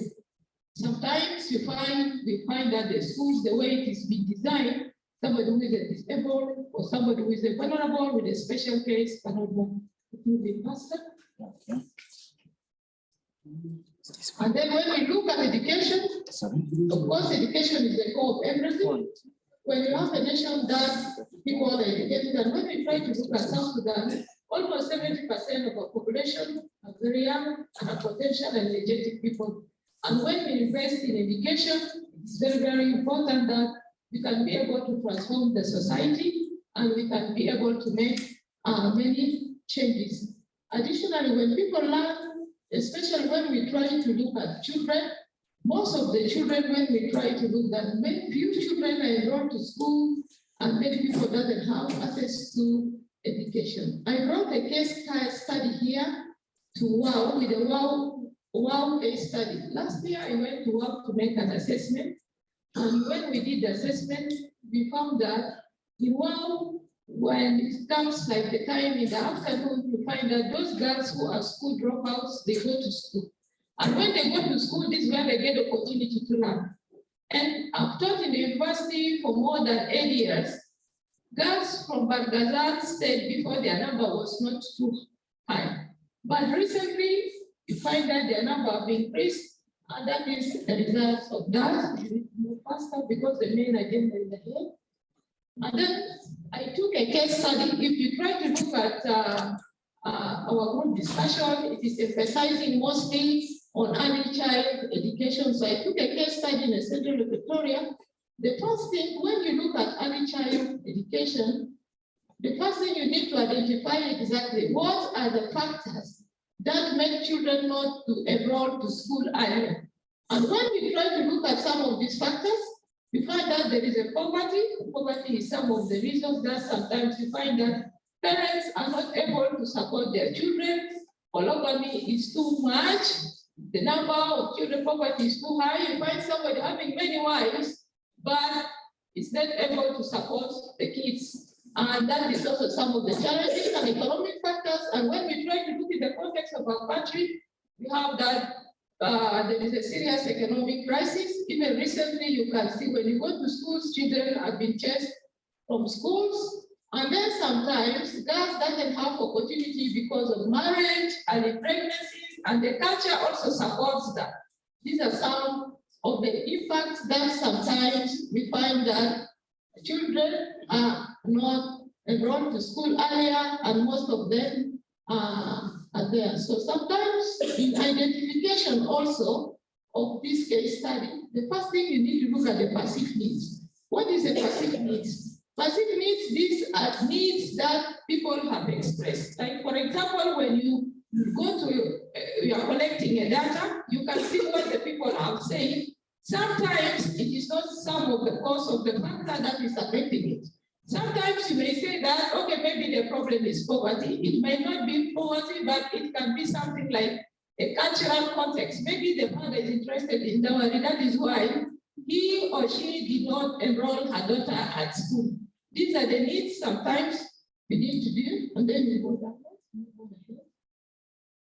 We have express needs. These express needs, these are the needs that you find from a child. Like, for example, when you're a teacher, you are teaching a child in the class, you need to see how the child is communicating to you. This is very, very important. You need to see that how the child is communicating to you. And in the context of South Sudan, some of our children are traumatized. There are many, many reasons behind the trauma you need to find out. So it is very important that children who are having issues, you need to counsel them, talk to them, especially when they are teenagers, things to do with growth and development. As a teacher, you need to know that the child which is at the puberty age, what are the activities, what the child is doing. And then also as a professional teacher, you need to analyze. Because I know some families, they don't talk about sex to their children. Am I not right? They don't talk. You can have a mother who is then supposed to advise the daughter or the son, but the mother, even the father, who is an educated person, cannot call her daughter in a call and discuss with her daughter about sex. That is why sometimes you find the girls get pregnant and she was ignorant because she was not well informed. These are some of the things. Now, this is the issue of school dropout. These are some of the information. So I got this report from UNICEF that almost 70% of the girls are not enrolled at school, and especially in Eastern Equatorial Kabwete State, you find that there are only 3 schools. These are some of the issues that you find that most of the children are not enrolled at school. In public policy formulation, in early education learning, and I think this is going to be one of our group discussions. I think what I'm saying sometimes it may help you. Now you need to indicate who are your stakeholders. Your stakeholders, who are they?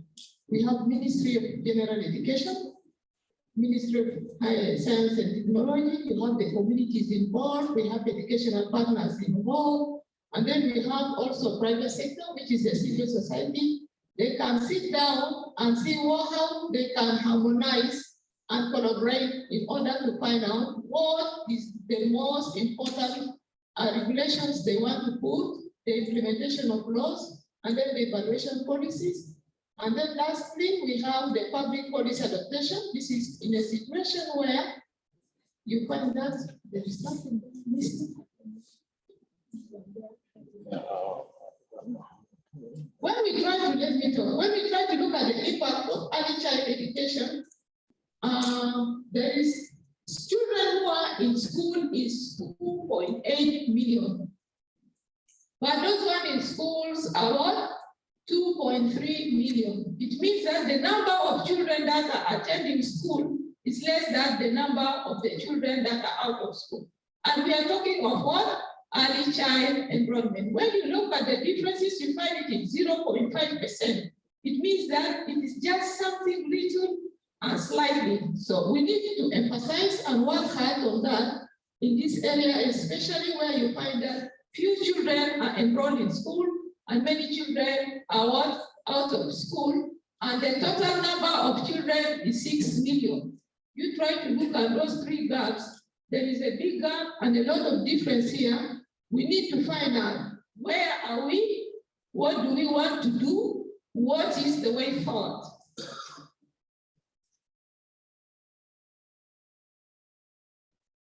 This is during the policy implementation. We will try to verify.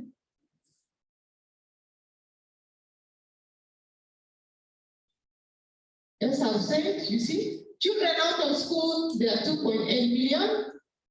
And then children in school, there are 2.3 million. And the source information, you can get it in the Education Census Report 2021. If you want to do more details on what is there, you can see that the gap is too much. And then also the evaluation criteria. What do we want to do exactly? Because the gap is too big, and how can we cover this gap? And then also we need to look at some alternatives in ways in which we can cover this gap. Policy evaluation, this is a situation when we are evaluating the policy. When we try to look in the evaluation process, we try to look at the principles. What are the rules we have laid down? The methods, are these methods appropriate in the content that we need? It is addressing our issues. Have we collected enough data? What are the things that we have been involved? Even our partners, have they also been involved with us? Are we harmonizing? These are some of the ways that we can look. And then also we need to look at the outcome, which is with the outcome, we calculated that the number of children that are enrolled in school, are they increasing or decreasing? These are the ways we can evaluate. And then there is a case study here. When we try to look at the impact, the European Union support teachers who are volunteers. The number of the teachers are 600, but these teachers are volunteers, and you know what is the meaning of a volunteer? So it means that sometimes there is no quality teaching even. because they are volunteers, they are not well paid, and so on. So these are some of the things that we try to do. Or we look at better payment for those teachers, or better payment for those teachers so that the performance of the teacher, they can be able to teach. And then cost benefit evaluation, this is when we talk of the budget. When we try to look at the budget of education, it is just 10%. I think with Samia 2 years back, it decreased to 12%.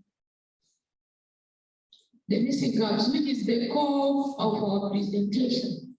When we try to look at the missing gap in learning, and then the areas in need we need to improve without leaving no one behind is, the first thing, there is instability in the education system.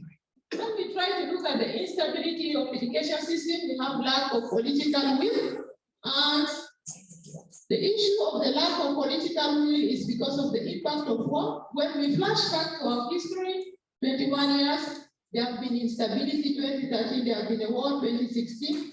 And always you find that the government puts limited budget for what? For education. And the budget that they put is always 12%. And I think if it has been increased to 20%, I think there will be a little improvement. And then when we flash back at the history of the country, we look at, we have some certain colonial policy that have affected the education system. We have two different languages. There is students who have learned in Arabic and students who have studied in English. So you find that in order to harmonize these two groups, in one level, there is always a problem, and I don't know how we can come out with it. Even in the university, we have difficulties with our students because most of our students, sometimes they complain that they are not able to understand because they have been educated in Arabic.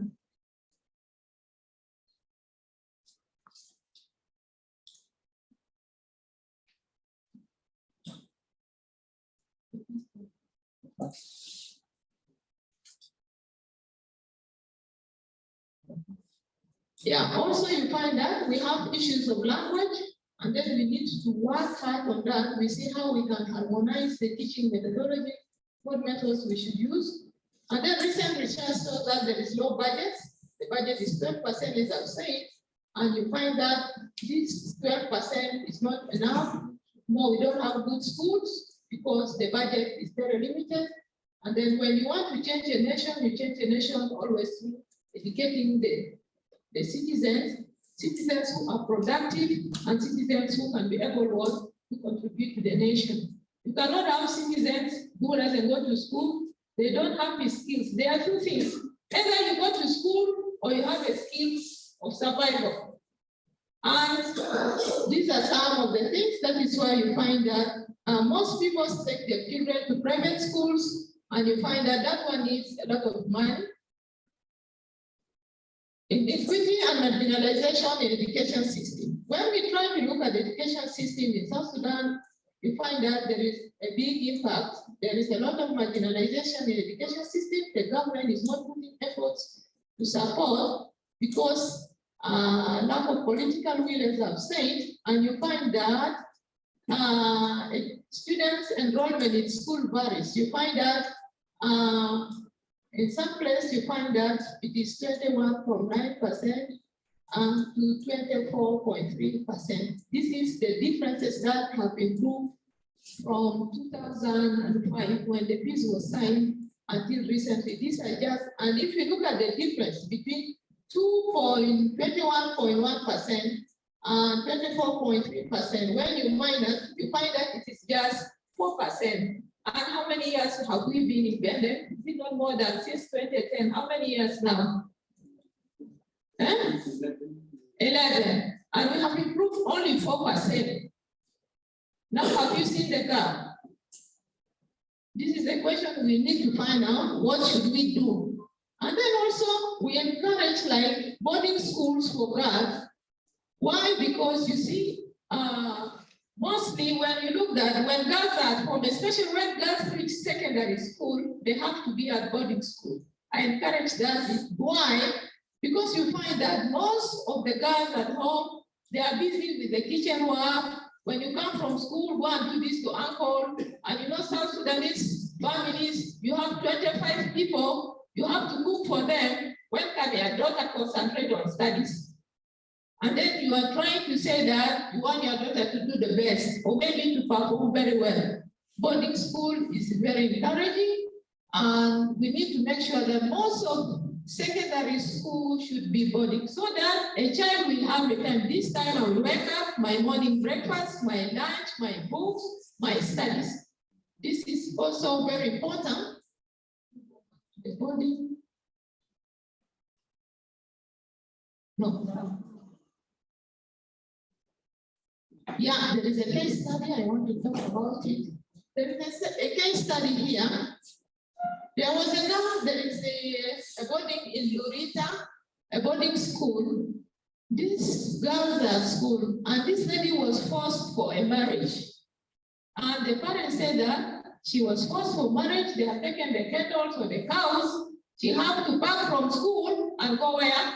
To her husband's place. But because she is in boarding, she was able to report, and the ministry was able to intervene, and the girl was able to continue with her school. So it is very, very important so that we control those children, and then we have a way so that a law or whatever it is that will protect such cases.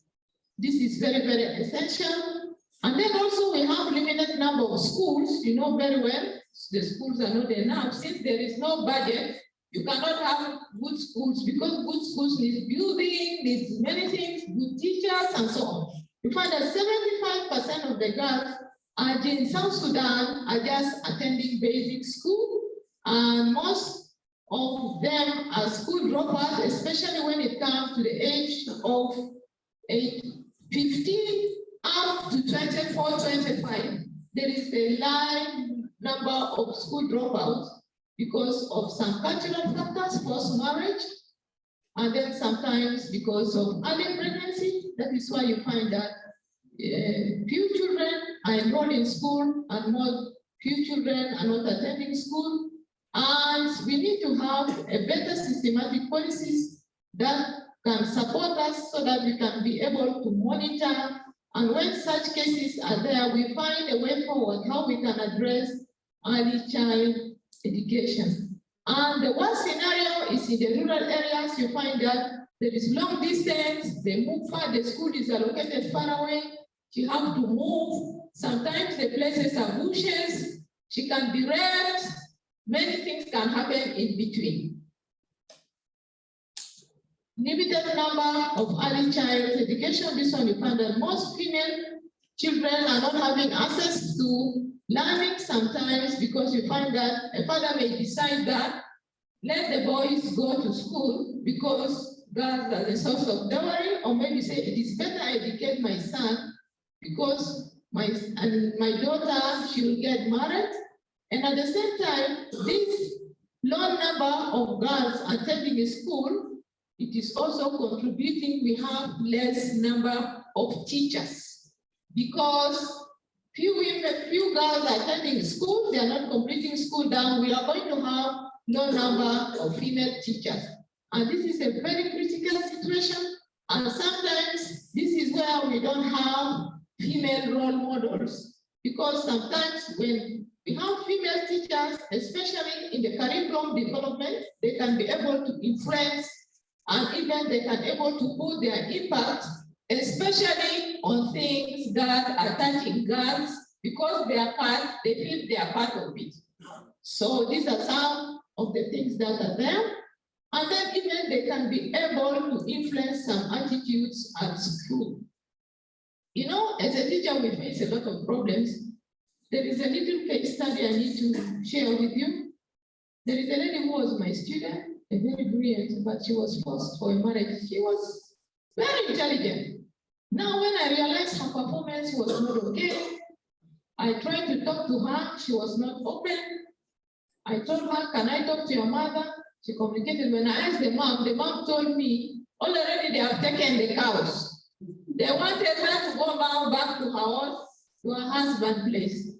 But now, you see, these are some of the things. You can see that there is a performance performance, when a child performance changes, and you know that this is a very brilliant child, sometimes it is not the problem, the teacher is not giving information, but there are some factors around that. So this is very, very important that as a teacher also, we need to have enough number of female teachers so that they can be able to talk such kind of things. If I was to be a man, I'm sure this lady cannot even talk to me. Because I'm a woman and I'm friendly to her, this is why she has to talk. And it's very, very difficult in South Sudan to find that a male teacher to go and call a girl and discuss with her such things. You know, it is very serious. So also, when we have enough number of teachers, because the number is limited, sometimes we can find that the educational materials that we have, the curriculum that are there, we can be able to modify it in a way that we can be able to break this chain of these cultural and economic issues that are there. It's cultural issues that a woman is being seen as a product in the family to bring money or cows and something like this. And then among the pastoralist communities, there are a lot of issues. You find that they move, they are not settled, they move. I don't know, we need to have mobile schools. I don't know what to, yes, because they move. You want to teach this, you find tomorrow they are there, tomorrow they are here. These are some of the issues that we have. We need to look into that. We need to find a modality of we have mobile schools, so what? I don't know. Yeah. Insufficient professional teachers. As I told you, if few women girls are enrolled in school and they are school dropouts, we'll never have enough professional teachers. And the reason behind that, when we look at teachers in South Sudan, first of all, teachers are poorly paid. You know, one day I was watching in a newspaper, they draw a politician is moving like this and people are clapping hands. And the teacher is there, just everybody is ignoring it. Now you look at the mindset of the community towards learning. Just look on this mindset that is now in the community. It means that these are some of the, so teachers are poorly paid because, you know, the budget also is very limited, it's not enough. And that is why you find that teachers need a lot of enough capacity building because teaching is not just going to class. There are a lot of things that the teacher should do, counseling and so on. And those ones, there are a lot of things that trainings a teacher needs in order for a teacher also to mentor good students. And then at the same time, the teaching environment is not conducive. You can find that the toilet, the environment is not clean, the chairs are not good. Even at school, we need to have a special place like this to keep like pads for girls. In case a girl who is now 12 years or 13, the period just come abruptly. When there is no pad or something, then how can that child attend that class at the same time? So these are some of the things that we need to look into that. We need a very conducive environment for learning. Boys should not have their place different because sometimes girls, they want to change themselves. You can find out that even the toilet and the bathroom is old. We need to change. This is for female and this is for male, so that the women, the girls, they feel free. They can enter there if they want to change themselves. For example, she's in a class and she's on period, and she has her pad in the back. She wants to change the pad. Now you find this toilet is shared. Now you see, these are some of the issues. Also, when we try to look at, we have 47% teachers who have received formal training, and the rest, which is 55%, have not received formal training, and most of our teachers' educational level is just from primary to secondary level. Because when you look at secondary school, a secondary school teacher is supposed to teach physics, chemistry, biology, and that person is having that low level of learning. How can that person teach? So sometimes it is very important that we need better payment and professional teachers, because somebody is supposed to teach physics should be a graduate of education, physics and mathematics. That is why it is very, very important to have teachers at secondary school who are graduates, so that we can have quality education, so that even we can have perfect doctors, perfect engineers, because everything is just on the base. You cannot bring somebody wrong in the university and you think that me in the university, you are just that child. How? These are some of the things we need to think critically on that, and we see what is supposed to be done in this forum, because it is a platform of discussions and where we can share our ideas and we put it together. Teachers recruitment, you find that there is no retention, no motivation for teachers. Now you find the teacher goes to class without interest, because also a teacher cannot perform without what? Motivation. These are also very, we have the European Union program. They support people in the rural areas on hard, we call it remote areas, and the number of teachers that are there are 600, and they are only volunteers. Language barrier, I talked about that. Most of the teachers, you find that there is a problem of language, especially when you move in the states.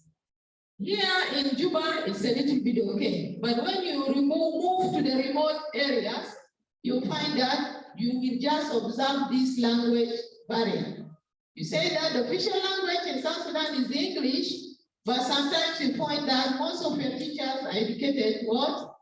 In Arabic, the language that they can communicate. So this one, we need additional training to make transformation, and so that we can be able to promote teachers who are critically, and teachers who can be able to recognize gender bias in the curriculum, because not all curriculum are perfect. Even the constitutions, when you go over it, you find that there are some bias, that there are things there that is not satisfying the interests of a woman.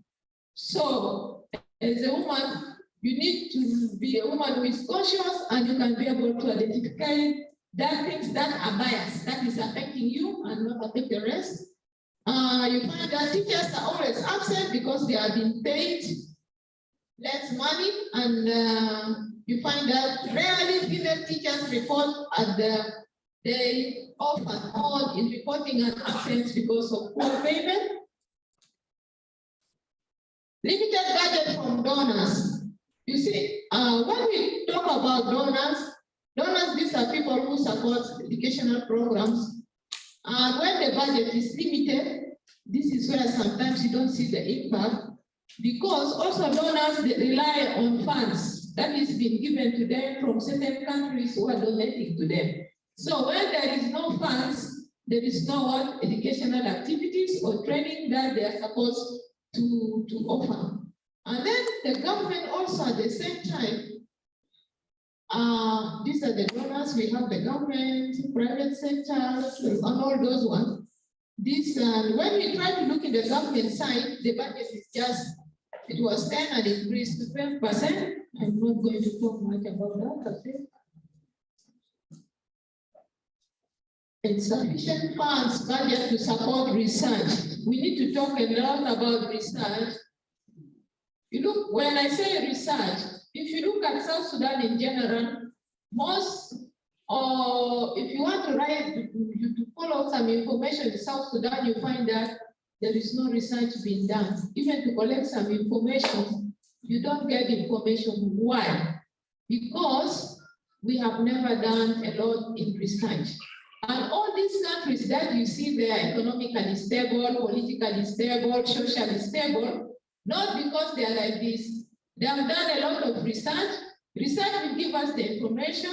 Research will give us the details. Research will indicate for us the areas where there is missing gap, in which regions in the country, in the villages that are missing, how many schools are there, which area needs schools. Those ones, research is very, very important. In anything we do, we need to have research. We should not do things in a way that, okay, let's just be like this. No, that is not the way things have been planned. We need a large funds for the budget, at least in the Ministry of Higher Education and Technology. Funds should be given there so that research can be conducted. You see, this one is very, very important. And then also with research, we can be able to measure the impact of the policy that we are using. Is this policy moving well, or what is the problem? And then the area where there is a problem, this is the area which research is very, very important. Lack of access to technology. You see, South Sudan is not an island. All the world will live with technology. So we need also to make sure that we have access to technology. Technology is something that is scientific, it has logic, and you can get quick access to information. And this is some of the things, even you can break distance. You can communicate with somebody with technology.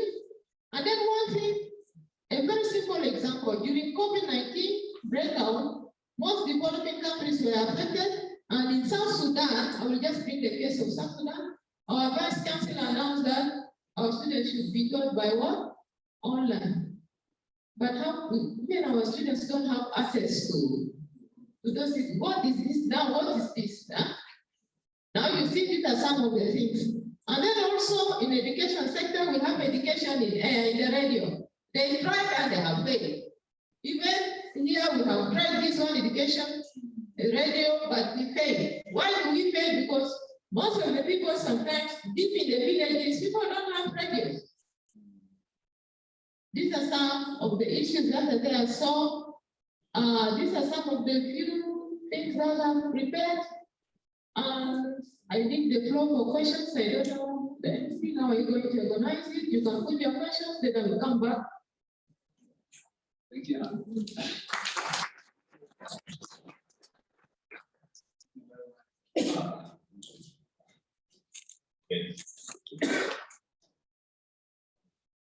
Thank you very much, Dr. Sada, for this wonderful presentation. We have 10 minutes which we could use to ask 2-3 questions, and then we go for lunch. And the question for 3 presenters. You have a photo, you have questions, you will.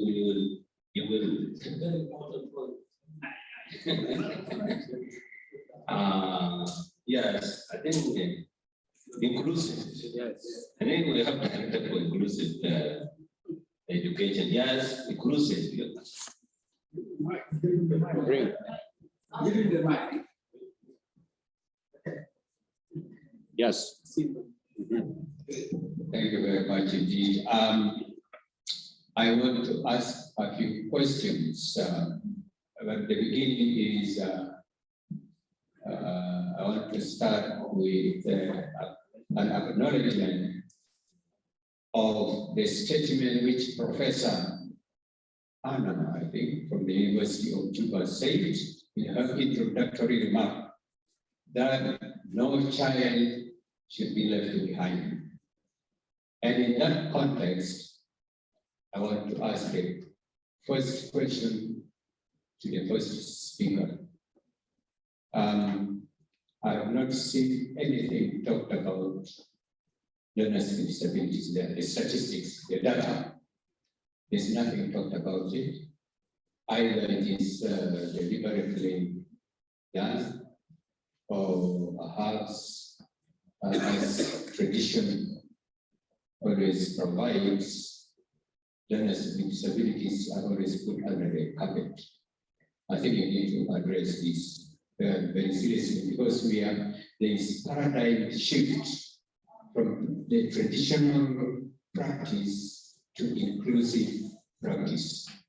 That's number one. Number two, the second speaker, I'm very much impressed by what you said, that the human capital determines the economy of a given country.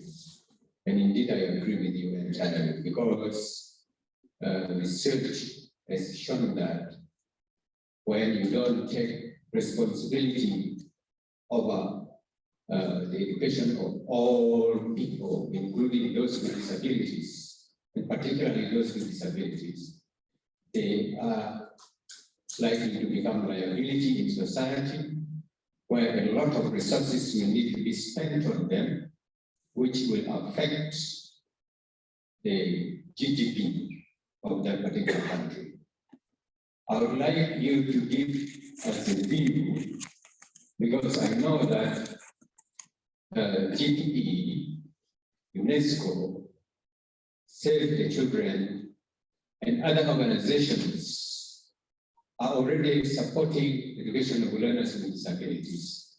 Are you giving some provisions for that so that we don't leave anybody behind in terms of education? Thank you very much. Okay. Any question again? There's a hand up.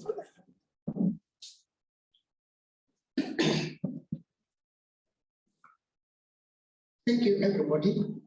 Mine is just a matter of clarification about missing gap. Girls' education.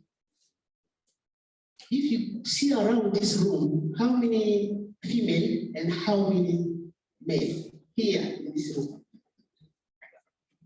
We are very few because formally we are not sent to school. If you talk about North, we have been there for 20 years during the war. They started girls' education in 1904. But girls' education in the Southern Sudan started in 1947. How many years? We are completely behind, and we have to work very, very hard.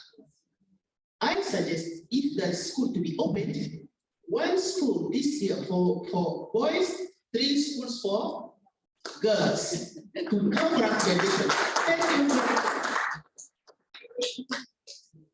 Thank you. Mr. Isa.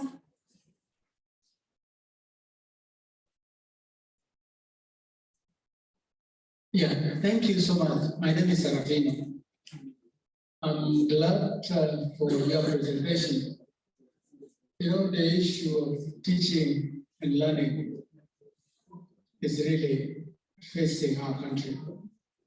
According to your presentation, or according to you, how can we improve this teaching and learning?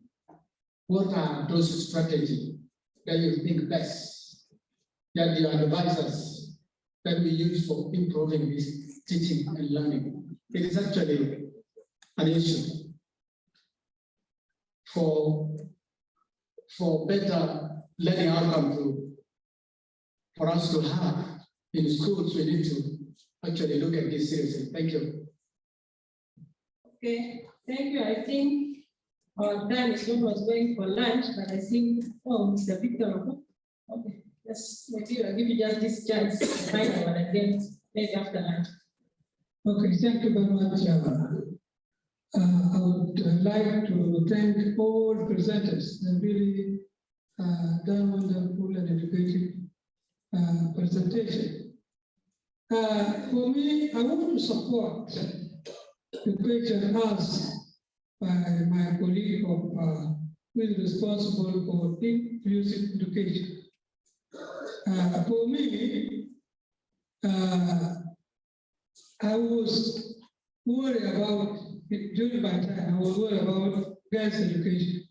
But now people are really opening their eyes to see that girls' education is one of the process in education.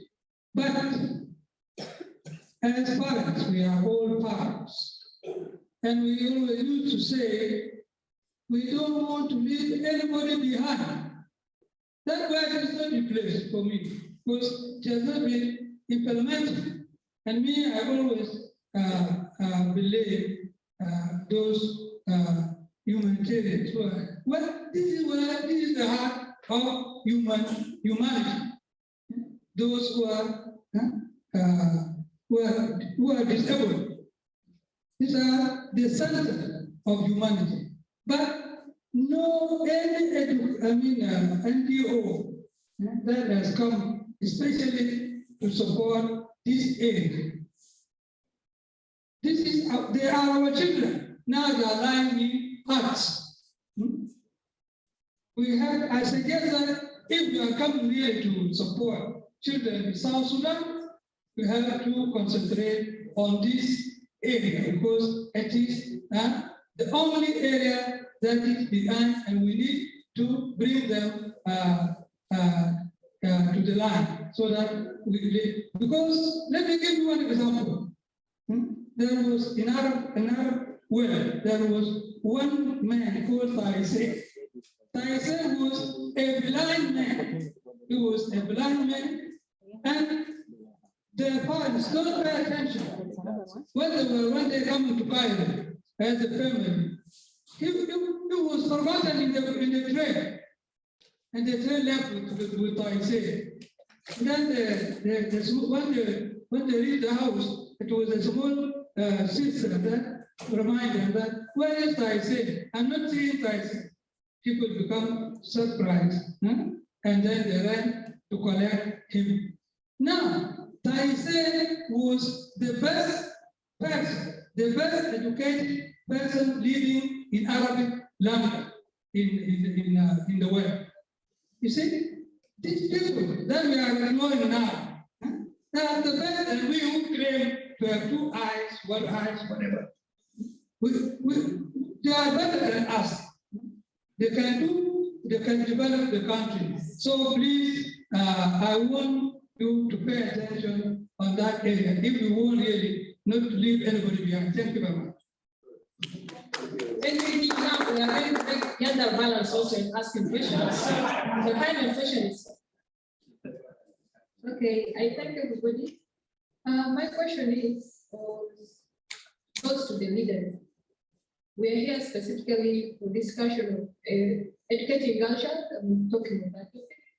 So if I'm made to ask, we are here emphasizing how to promote girl child education, looking for the ways to promote it, the solution, and what have you. But if we are to see, or me specifically, we are the girls, we deserve this, right? But if you see, most of our leaders, we get all the information. Like our leader said here, our female leader, elder, we are few here, right? We get all the information here, but typically it is not included or it is not participated outside. We shall work here, we shall say we shall build school, but when you reach down there, girls don't get that information. They are not involved, they are not informed of what is happening. So to the leaders, what are you exactly doing? Because or to the people emphasizing this, what will you do to prove that what you're doing here is going to actually happen down there? That the girls that are lacking or don't have education are really going to get that education. Because some people will do these things here, but actually they will not get the education that they need. So we need proof, guarantee that this thing will go down to the female girls that are down there lacking education. So we need that guarantee and proof that you will be participating in the communities. That's my question. Okay, my name is Adut Andrew. I'm from University of Juba, School of Social and Economic Studies, Department of Statistics. I would like to talk about students who are from poor backgrounds, like the ones who can't afford the tuition. Because right now, in my school, they have increased the tuition. If you're under private sector, you pay 303,000. And if you're under government, you pay like 193, something like that. So how about those ones who can't afford that fees? What are we going to do about them? That's our question. Wow, ladies. Thank you. My name is Marina Susan Bosco. Mine is going to the teachers who are all inside here. Most of the time, a parent sends a child into school. By reaching to some extent, you find the child in the streets. What is the guarantee that the parent sends the child in school and it's under your care? I'm putting this, like, you people need to emphasize on a uniform bus, or else you put a tag, because really, honestly, crying out loud, when you just move a step out, you find a lot of street kids outside. And these are the kids that are in school. Reaching to some moment by 4 p.m., you find that the child is going back home again. But currently, the child is in the street. Where are we heading to? My people of South Sudan, where are we heading? We need to put this into consideration. Where a school need to be having a tag or put for the child a badge. Thank you. I think we'll stop here because our time is for lunch has come. Maybe now we'll start by the question is directed to you about the inclusive education. Whether there's anything covered about inclusive. So I think whether it's UNESCO or itself for all of us, so we're actually fully aware of the issue of inclusive education. We're doing a lot of work. I think, for example, we are doing an investment case for what we call school health. That should be ready in 3 months. And the Director General, I often talk to you that if this is something that Sierra Leone would be interested in, I actually believe that school health is one of the simplest interventions that can be done almost, that can be done nationally. Let me explain what it is actually so that you understand. I mean, when I was a kid, I didn't have glasses, now I do, like many of you, but I was tested, right? And the teacher would put those letters on the wall and we would try to read it. And if we couldn't read it, well, we're sent for a slightly more in-depth test. And then we would either get a pair of eyeglasses or we would be sent to a health facility for something more serious. What I can tell you is a few things. The cost of doing those programs is one of the cheapest things that you can do for children with disabilities. It's $1 per child for 3 years, right? That's for every child in the schools, right? If you look at the children who need the pair of eyeglasses, that's a bit more expensive, right? So why is it? Because most children don't need it, but then for the children who need it, and if South Sudan wants to do it, you can get the pairs of eyeglasses for free. There is one foundation, they are sitting on 100 million pairs of eyeglasses. In a week, I'm going to Uganda to discuss, among other things, that, because Uganda is considering doing it nationally, right? So it's really a win-win. You can show that if you have a pair of eyeglasses, you are going to learn better. You need to slightly reduce the risk of dropping out of school. And it's, again, I think the cheapest intervention that you can do nationally. The other ones are needed too, right? Mobility, hearing impairment, all kinds of things, but they're a bit more expensive. And so it's always a difficulty for ministries to do things at large scale. But school health, even South Sudan, with the limited budget that you have, you could do it. If you want to help, we will help you, right? So yes, absolutely, right? We need to do things for children with disabilities. This is just one example. There was a mention of human capital, but then it went back to disabilities. And indeed, I mean, we are wasting the talents of people with disabilities. One thing I can tell you, because that's part of our investment that we are preparing, the investment case, we want to convince Ministry of Finance to invest in children with disabilities. I can tell you that the returns to education, right, how much more you earn in adulthood, are no different for children with or without disabilities. The same return, right? We estimated that in many countries, it's the same return, right? So there's a lot of benefit for the children in adulthood from having having education, essentially. I think there was one other question where maybe I can say a little bit, which is how to improve teaching and learning, right? I think you mentioned it, right? Well, it's a huge question, right? It's the question. So, I mean, the one thing I would say, and again, we can talk more tomorrow, whether, and my colleagues and other organizations work a lot on that. To me, I mean, the World Bank publication, so I'm sending their work right now at the school, but the World Bank publication that was done a few years ago, I think it's 2020, right? And I can give it to you if you want it, right? It's called Smart Buys or something like that, right? And I had one slide, but you have more details. It suggests informing parents of the benefits of the education, right? And by the way, especially for girls, because for girls it intersects with the childbearing and all that, but for boys too. And then the whole issue of what we call in our jargon, teaching at the right level and structured pedagogy. I mean, you know those four words, right? So the question is how do you use it in practice, right? So how do we train teachers who typically in other countries, but I bet it's the same here, many teachers don't know the material, and then you mentioned 1 in 3 teachers is a volunteer, right? They don't know the material that they are teaching, right? So how do you make sure that you have a program, right, that enables those teachers to teach, right? And that's structured pedagogy or one aspect of it, right? So that you have scripted lessons. Some people hate scripted lessons, right? I believe that for many teachers, this is actually a good way to go, right? And again, I think there's a World Bank investment, is it, or a GP investment that is coming up where there's a strong component for teachers, right?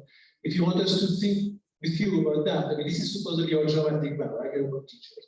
So how to do the training in a cost-effective way so that it doesn't cost too much, but in a way that actually helps the teachers, right? And so those are some of the ways to go. I think teaching at the right level, you know what that is, right? I mean, many countries, might be the same in South Sudan, I don't know, but many countries have this bloated curricula, right?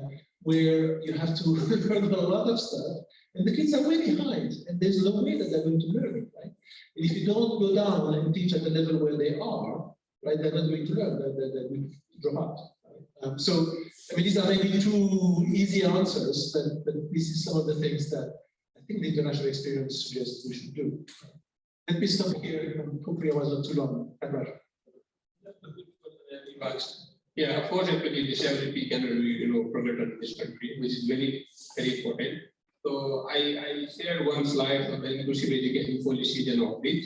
So regarding the data, there is data already in the education sector analysis document, but there is in my presentation. Of course, disability is one of the areas that new education sector strategic plan 2023-2027 will be really focusing.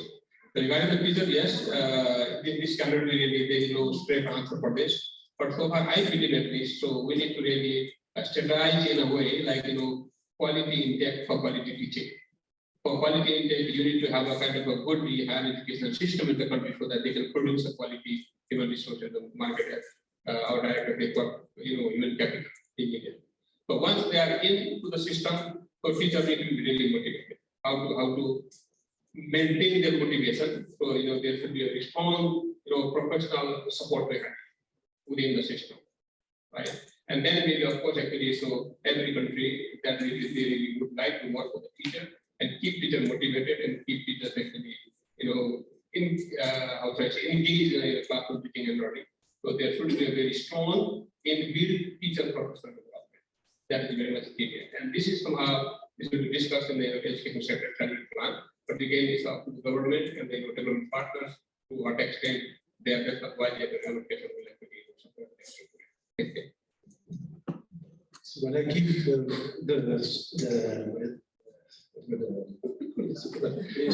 just one more thing, because I want to give credit to UNICEF here about one thing. They did research showing that the data that you observe explains very little of the variance, the changes in performance between schools. Right? It's stunning, actually. And that points to the role of school principals. Right? And when you said you had 60,000 teachers, and I don't know how many principals, right? The training principals so that they can do a good job is a few less than the teachers. And maybe that's also one of the priorities. But back to you. Yeah, I want to answer your question. You said that most of these gaps we can improve on it. As I say, when we try to look at the budget is only 12%. And the country is too big. That budget is not enough. As I say, this budget, if it has been increased to 20%, we can see the impact.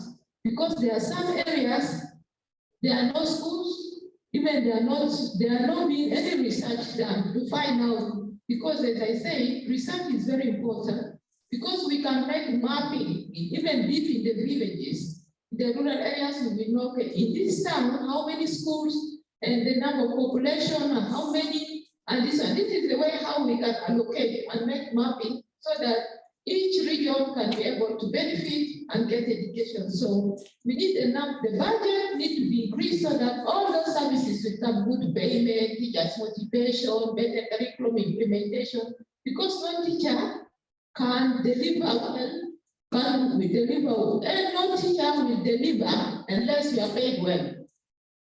Because payment matters so much. And then you, young lady, you talk about the street children and so on. Some of these street children, the reasons is the owners. You know, you cannot able to afford. Why are you producing too much? You see, some of the reasons of the street children, it is our own problems. You see, you want to learn also, you have to spend. Maybe a case of disabled or a vulnerable case is exceptional. We need to know this very well. And then you, as a student, you need to work hard one day. I want to see you somewhere in another level. You are in a decision-making position so that you can influence the policy. This is why you can improve girls' education.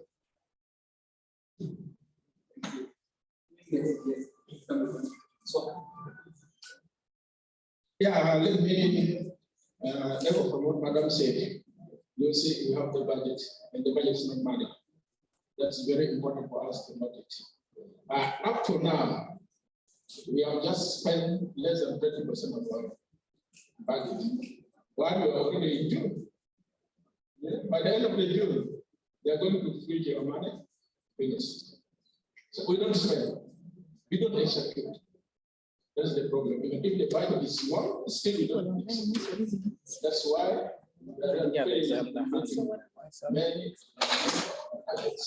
this one given our finance. The president said the education is free, it must be free.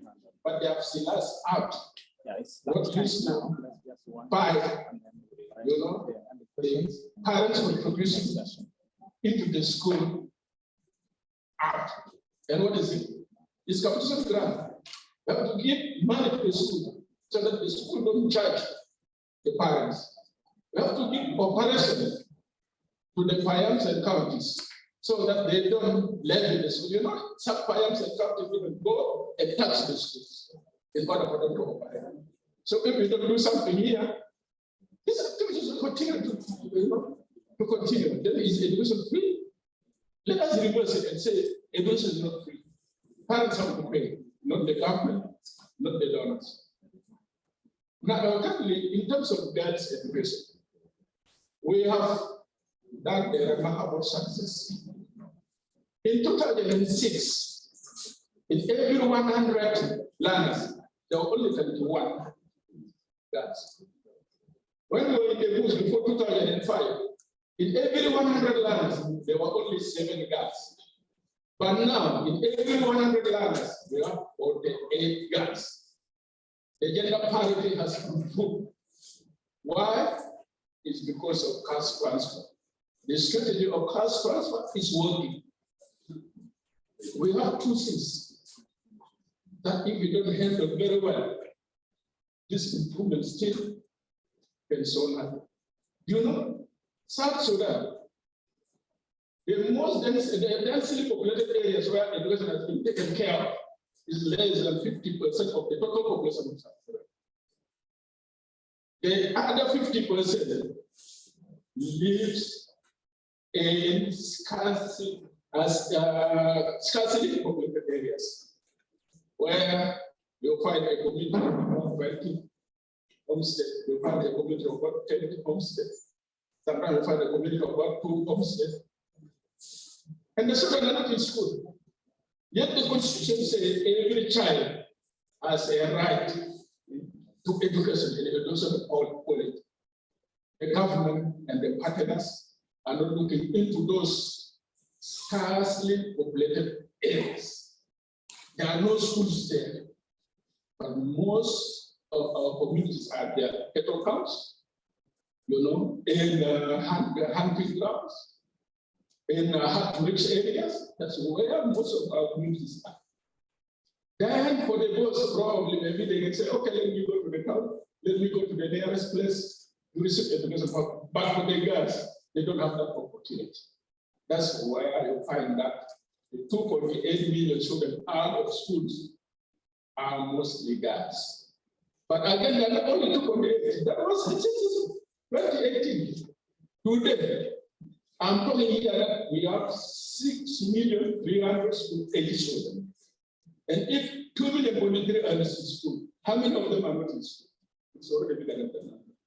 It's bigger than that. So what we can only do is really take class size to those smaller populations. So that if there are 6 children there, if there are 10 children there, they must be enrolled because it's their right. And the other thing is girls are not transitioning. You'll find when we go to secondary school, you find the number of boys are more than the number of girls. That's the problem. How do we ensure that girls transition so that the gender parity at post-primary level is reduced? This is our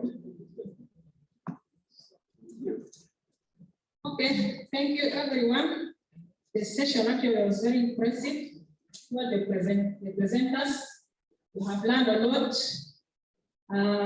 Thank you also for asking questions. And now I think it's time for our stomach also is asking questions. Thank you very much. It's actually to acknowledge and welcomes our brother and colleague from KIX, Secretary Addis, Gabriel McBuff, that's the house. In fact, I missed the previous day, but he had actually started to come here, so you're welcome. Okay, I think now, if there are any other questions, maybe we can just keep them or you write a piece of paper, then after lunch, we'll give the presenters to answer later. So now you are welcome to go for lunch. Is it Tukul or what? Tukul. Yeah, you go this side and then you run to the right. And you keep them. So that we're supposed to come back. Yes. To University of Juba, and I think, yeah, you can reach me through this email. But briefly, when I was told to prepare this, I'm told some people who will be watching us or listening over the media, social media or internet and so on. So I felt that it is important for me to have this small information about South Sudan. So I just feel that this is very important. But for us South Sudanese, may not need so much because now, we know that our country is born on the 9th July after decades of war, of course, after successful referendum from the 9th, I think, to the 15th, okay? Good. Of course, our area is this estimated population, in 2015, estimated at 12 million, but projected to be 12.9 million. I think when you read education sector analysis report 2016, our population was due to, I think you remember the disputed census. Tribes, for those who might be watching us from outside, we are 64, speaking about 50 dialects and so administrative divisions and formal education system. We are using 844. Of course, we are not neglecting the pre-primary, that is ECE, it comes first, but this is the main system we are using, 844. And then literacy rate, according to, I think the rate is now below 30. In some, I think in the education sector analysis report of the day, they say 39.9, that's below 30. So we still have a huge number of illiteracy. So that maybe just more than half of the population below poverty line. I think this one will have an impact on the education as well. We move on. Before we look at those, what the document says, I felt that it's important for us to look at what are some of the documents supporting implementation of education in South Sudan? Yeah, I've identified around 5 of them.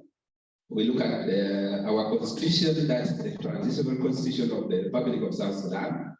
Of course, it is 2011 and amended 2016, which is, then look at Article 29.2, talking about free education, and everybody should be allowed to study and should be compulsory. Look at South Sudan Education Act 2012, which is also talking about free education and compulsory, especially for primary school children.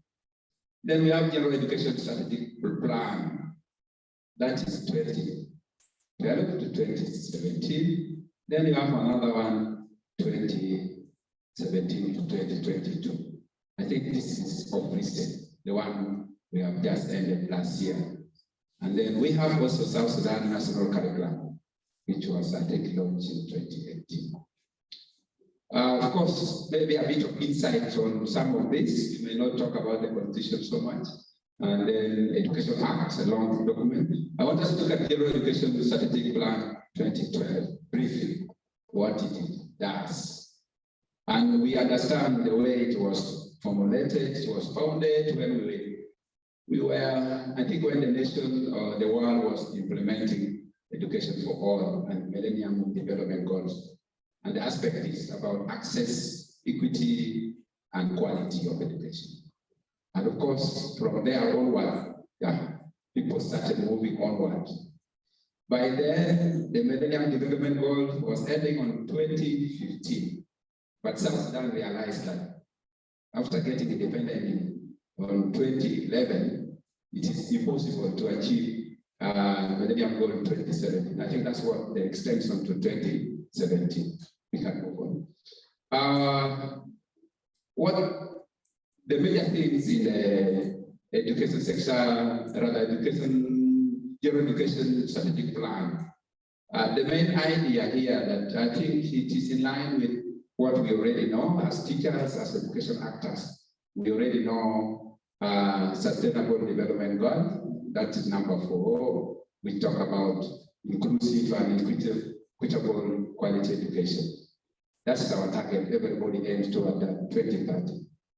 And of course, consideration is taken to other documents, international documents, which all of us understand them very well, especially the Convention of the Right of the Child, and then, of course, African Union Continental Education Strategy for Africa.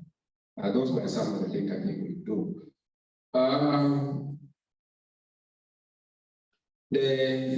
The plan, it has about 4 priorities. And then these 4 national priorities are here. I think talk about increase of equity, and then increase of access to both categories of children. Then, of course, need to improve quality, and then management, and then, of course, pivot, and so we move. Yes, in detail, I feel we also need to look at them. I think for some of you who have been working on this document, it could be just a reminder what we wanted to do as the ministry, as the implementers of policies of education in South Sudan. These were some of the things put forward in the documents. Before we look at implementation, how did we do it? So those are some of the things. The document talk about payment of salary of teachers, talk about capitation grants, we will talk about that, talk about advocate for with communities, important of enrollment and attention of girls to schools. I think my colleague talk about that so much. And then, of course, state ministry capacity need to be built. And then many people don't know much about Education Act 2012. We continue. There's a lot of issues to do with the redeployment of teachers. After realizing that many teachers in other areas of the countries are lacking. There's a part of the states which have enough teachers, others don't have. I think these were some of the things the government put forward. We need to underscore this. And then on another aspect, improvement of classroom and so on. And then issue of the school feeding program, which is MOU, which is signed with the World Food Program, and I think the Ministry of Education. Those are some of the policies or some of the practices which needed to have been implemented. And then issue to do with Tibet, of course, and AES rather. Targeting at increasing the number of qualified teachers, the target in the document, and then recruitment of volunteers and so on, so that we reduce the teacher pupil ratio. Then, of course, some courses to teachers, especially the volunteers who are recruited and they are not trained.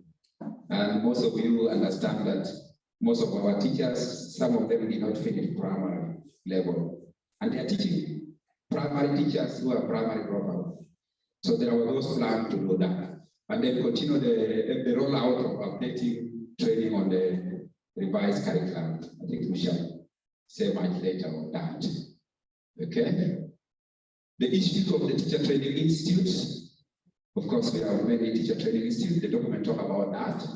And then the document also talk about capacity building, the school leadership and so on. Good idea.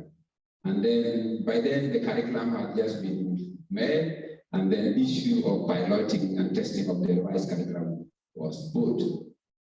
And then textbooks, I think, for at the beginning classes, and then in English, and then the local languages. So issue to do with funding, so that we produce more textbooks that have been talked about, and then some assistance of materials for children with disabilities. And I think nowadays we call children with special needs. No, the opposite. Correct. The other. Of course, there was plan for printing more textbooks and so on. And then issue to do with the guest program, I think, which was kicking on so much. We are going to at the end of these practices or policies.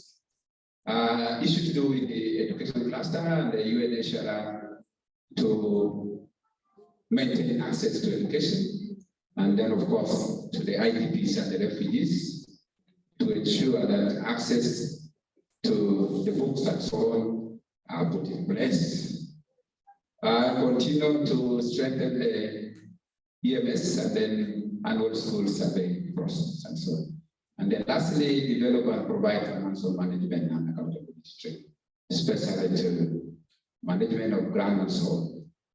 If you have been following this, these are some of the key policies and the practices in our education, the General Education Strategic Plan 2017 to 2022. So these were some of the things which I think we were supposed to move through and see whether we have moved through or not. Let's start with the success. Have we attained something? Okay. Yes, we have attained something. I think much as we say we are suffering, we have done this, but at least to me, we have got something. We have attained something. One of the things is there's a lot of improvement in our pupil teacher ratio compared to 2005 or immediately after independence. We have moved. I remember when I participated in the program sponsored by World Bank assessment to look at education status in South Sudan, 2010.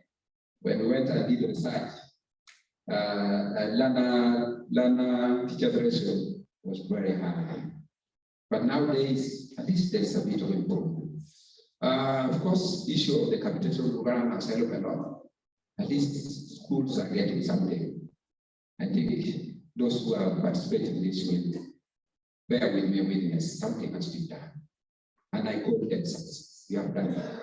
And of course, yes, we have done. There are a bit of increment in the teacher salary. And of course, our problem is inflation. Sometimes when our teacher salary low, yes, low, but it is the inflation making it low. The inflation is the cost. If you can address inflation, we shall be better.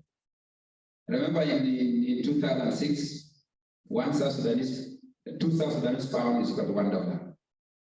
And that was the beginning of our salary. But inflation keep on improving and so on. So access to education has improved. And of course, you can see many schools were built, and then many children in school nowadays than some 5 years or 10 years ago. And this is a success to me. We have done something. And of course, new schools coming in and so on. I think especially government built more schools and then private and also school-based, rather faith-based. Community awareness, the importance of education. If we look at it in Juba here, we take an example, for example, the towns. Yeah, you can see many parents, when they get money, they rush, they go to schools, and they have been complaining about high payment of school fees simply because they value education and they think this is the way to go. It's only just they cannot have enough money. There's a bit of improvement. Yes, some few,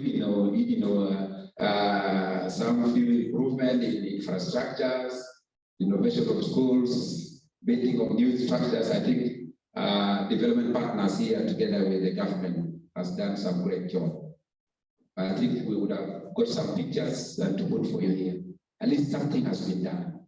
To me, it's a success. We go ahead. Yes, we have developed a curriculum, and then we are now implementing it, which is very good. And to me, this is a success in the system which has come from war. We have developed a curriculum. And I'm very happy this curriculum is South Sudanese based, okay? And then most of the professors are from South Sudan. I am very happy to be part of those who work to develop this curriculum. And now it is being implemented. This is a success in education sectors. We have, of course, a lot of increase in enrollment and retention of our boys and girls in the schools. Yeah, when people say still more people need to be enrolled, we should also acknowledge that at least we have got some step. There's a bit of success, so that we build on those success and we move on. I think the education sector analysis report 2016 has shown that improvement. And then, of course, school administration management, of course, has also improved. There's a bit of improvement because training has been done. Some of our head teachers, if you compare them in 2010, by now, they have improved because of the knowledge. Good. The next step is innovations. What are the new things we have brought as a new nation and a new country and so on? Number one, I always talk about this alternative education system. This is one of the innovations which is unique to our country because of the situation in which we are in. Good number of children who are supposed to go to school did not get access to school, and those who missed because they were fighting, they are now grown up, they cannot go and sit in one class with their children. So this alternative education system is one of our great initiative or innovation which helped a lot. And then, of course, you who are well known with it, there are about 6 programs in it. We have accelerated learning program. We have community girls schools. I think there's no need for me to talk more about them. And then we have pastoralist education program. Then we have basic adult literacy program. And then we have intensive English course. And lastly, we have school South Sudan interactive radio instruction. These are all aiming at improving learning. And this is a good initiative for our South Sudan. And of course, yeah, these are part of the South Sudan interactive radio program. Can we go ahead? Good. We also, number 2, we have girls education in South Sudan. You talk about this. This is our, remember, this is the initiative or innovation of the Ministry of General Education. We have done this. This is something new, and then we moved on it. And then we also have a school feeding program. These are things everyone implemented the policies. It has done a lot in increasing enrollment and retention of learners in schools. And of course, still I come back to the curriculum, which is one of our innovation, our own making, which is competence-based curriculum for pre-primary, primary, and secondary education. And then we have also the development of textbooks for I think the textbooks, those days we used to have textbooks written in other countries or from Sudan. The names are difficult to pronounce, but now we have textbooks of our own names. Indigenous name of South Sudanese are in the textbooks, and indigenous geographical features and indigenous items on our textbook, which is very good. Then we have inclusive education policies. And of course, though we still have problems, and I think implementations where we come to challenges, we shall talk about them. But these are all our innovative work, so that children access learning in schools equally. Yeah, we have the debate, we might talk about that, and I think this is very good to help provide opportunity for children who are out of school, and of course, so that they develop skills for job. And then lastly, you can go back, I think. I remember participating in this. There is this small innovation coming in APEC. I think some of us who participated to this, I don't know how far it's moving on. APEC is for primary school teachers without primary living certificate. So accelerate the program so that we condense the curriculum for primary in 2 years. 2 years. That is so unique. 2 years in primary, then you will have finished. We are targeting teachers who are teaching in primary. Then we hope that they will be able to catch up so that they get certificate. Because many of them took time in primary in teaching without getting documents. So I think this was some of the new innovation which we need to think about. And I think these are things we have seen targeting on our document. Of course, challenges. What challenges do we have? A lot of challenges. The country which has come out of war, of course, insecurity in some part of the country. Some of these challenges are well known. We don't need to take my time on them. Issue of insecurity is a problem in our country because some part of the country still have a war. And of course, because of insecurity, the movement of personnel are also restricted. Yeah.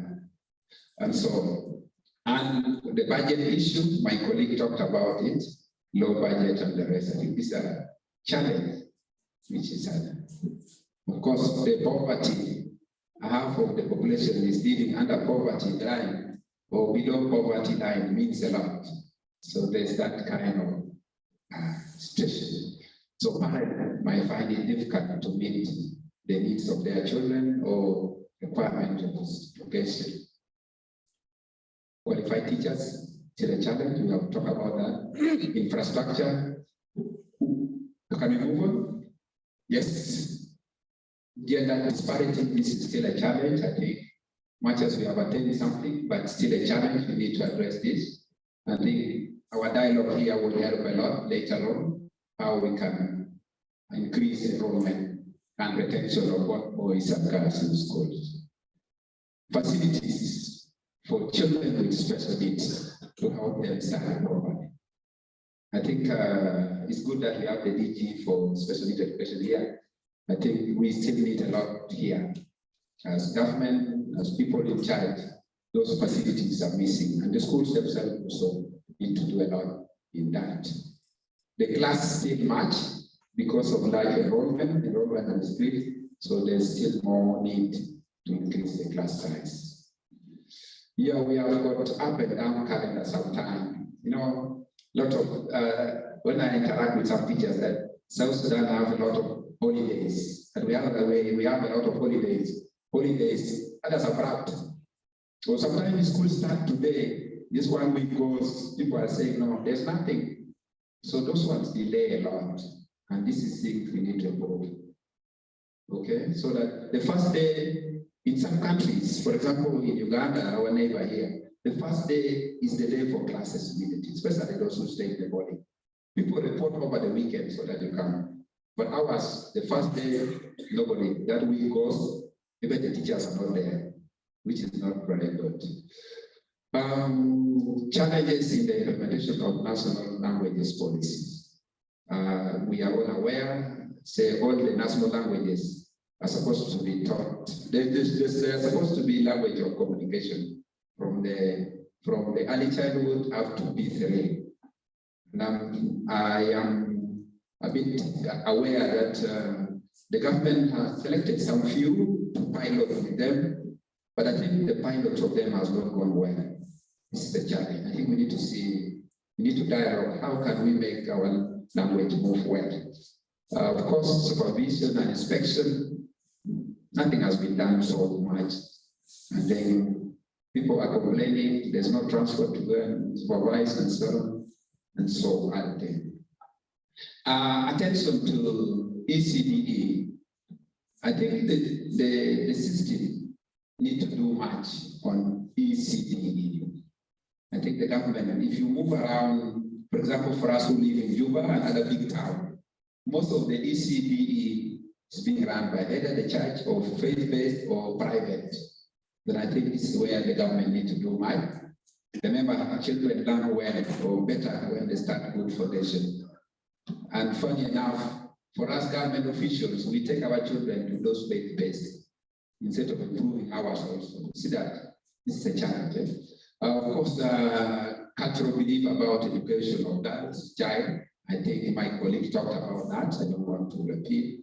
This issue of early marriage coupled with early unintended pregnancies. These are issues still affecting us and making difficulties in access for learners with disabilities and so on is already a problem. We say, even if we have education, the government, we have inclusive education policies, but they have not been well applied, and there's need for us to do a lot of that. Of course, non-existence of formal career guidance and professional counselors. In most schools, we don't have guidance and counseling. Most schools in South Sudan, we don't have guidance and counseling teachers. So that's where we need to improve. Issue of guidance and counseling has been left. Sometimes they say to the pastors or to the priests or to the senior woman teacher and senior man teacher, of which they lack skill to do that. So this is another area of concern. A country which is born out of war, there's a lot to do with trauma, healing, and we need professional counselors to do that.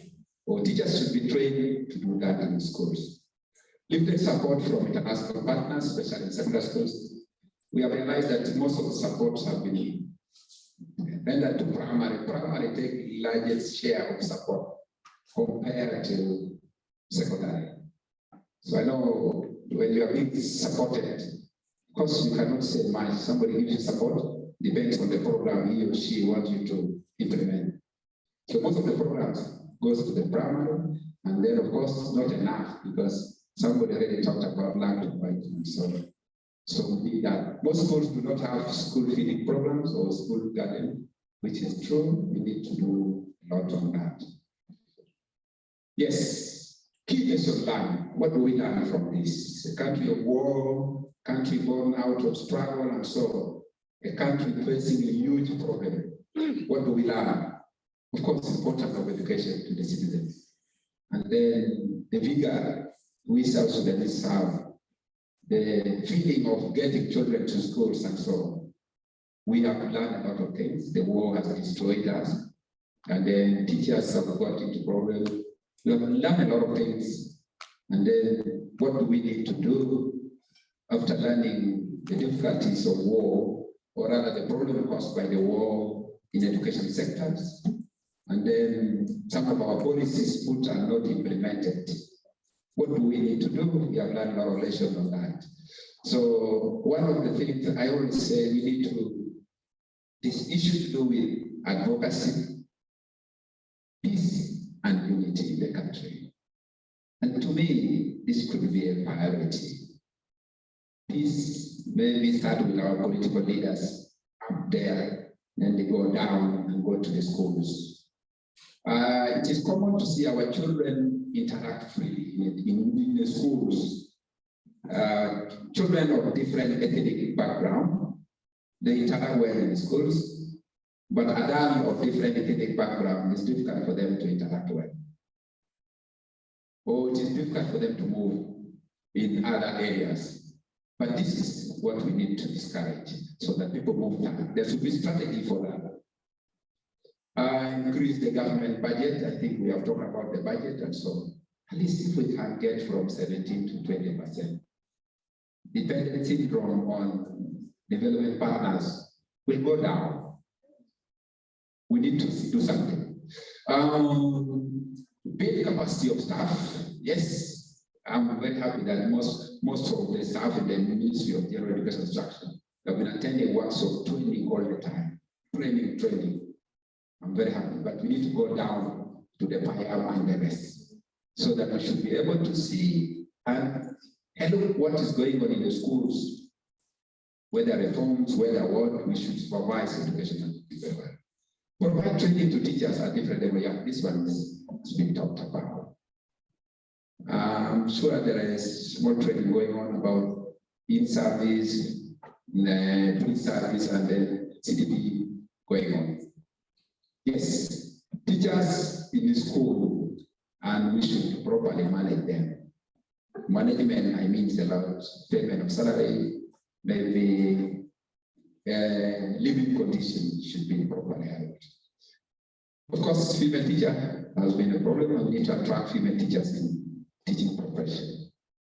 On my view, I always feel female teachers should be employed, and then when they are sent to schools, they should be given bursary so that they are teaching and at the same time their salary will be paid and they go out to study so that they catch up with the need. New structures and innovate the old structures. The issue of ESE, which is very important, rather AES, which is very important. I think we need to do a lot. It has not been moving on well. We need to do a lot so that people should be literate. We should be literate. When we are literate, some of the problems we are facing might go down. Somebody cannot force you to go and do something bad because you are literate. Even war can reduce when we are literate. So we should be taught how things are going on. Address the issue of disparity in education on the basis of gender, location, and region. You believe me that not all of us receive the same education in our countries. So some regions are better. For example, in Central Equatoria, schools are better off, for example, than schools in maybe in Malacca. So I do not live there, but at least city is city. There are better schools in other towns compared to other towns. So we need to do much on that. We need to implement the inclusive education policies to enable children with special needs education, attain education, just like the rest of the children. The issue of special needs education, the policies are very clear.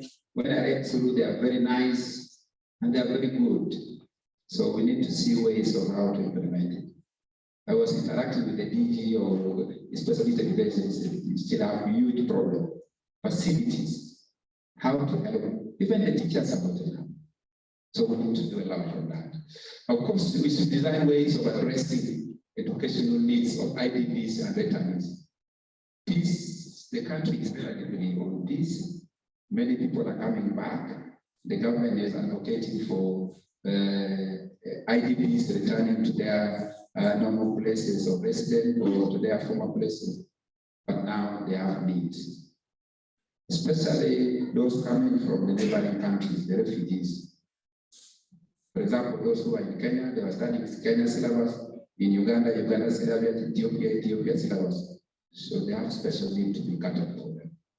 And so we need to lobby for and support the ECD program. And this is crucial because learning starts well at the base. When the child starts speaking very well from nursery, definitely the child moves well. And we parents, we want them to start well. We want them to start on good footing so that they move. Last firstly need to emphasize on the issue of accountability at all levels. This is where we normally have problems. Accountability. Money is sent, money is being used. Then how do we do that? Thank you very much. 64 tribe, I tried to come up some of the greeting, some of the thank you. It's very difficult to have all of them. I think I can remember thank you. I can remember Sukran in Arabic, Foyo in my language, and then Wekchaka, Liege, and then Chilokte. Manjora. Thank you very much. May God bless you.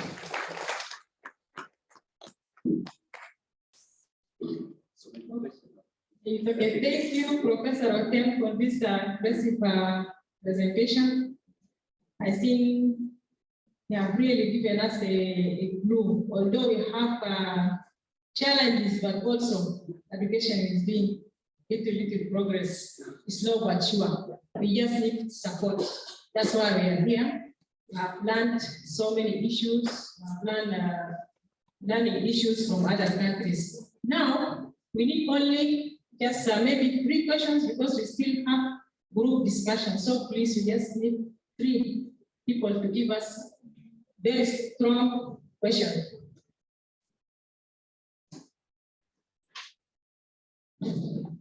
Okay, thank you very much. The presentation is really very good. It is very clear. I'm happy that in the process of his presentation, he has mentioned inspection. Inspection is not moving. Correct? It is not moving because we were planning, we were preparing the materials for inspection, because you cannot just go and inspect. There are guides, lines that are given to you when you are on inspection. So we have developed all documents of inspection, and we launched them. We have launched them, and before that, some people used to tell me that why don't you go for inspection? Because you cannot just go nakedly and then you go and inspect something without being guided by framework. We have the inspection framework, both ECD and primary and secondary. So very soon we are going to start training in the countrywide. This is what I want to let you know, that we have now come to the center where we have to start what our people are eager to see. Thank you very much. Thank you. So inspection is already on the road. Thank you so much. Professor said a lot of things that our education system. We develop competence-based because of what? When we were in a war, somewhere in the development, people from home, they were learning in Kenya. During exams, they have to go to Kenya to sit for the certificate. Those who are in the Wow or Malakal, they have to go to Khartoum to sit for Arab. Central Equatoria, they go to Uganda. So they decided that we better develop our own curriculum, which is called competence-based curriculum. And it is the first one in Africa to develop competence-based curriculum. And even 2 people from Kenya and Uganda, they came and stole the documents, and they are now trying to develop in Kenya. So the competence-based is learner-centered. And our education is inclusive. But the problem is we have books. People with sign language is not developed. Those who are on Braille are not developed, but they need to be given chance. So if there are any NGO which may be willing to come and help in that, it's okay. Take the books, put in the Braille, or put in a sign language, and In Juba, we have classes. One class can do 150 people. Why? Because in the countryside, there is no peace and people are running to Juba. It becomes a big problem. You see? For ECD, the ministry decided even every primary must send ECD. But those who don't want to develop, it is their own problem. Not only churches, it is every primary. So alternative education, as you said, during the war, some left went and become soldiers, then need to come back and continue. So that is right, that is there. So what we need is, if the government have money, like sciences, I teach science, physics, chemistry, biology, the books are very well written with professors from Juba, Malakana, or work. We develop them in consultant.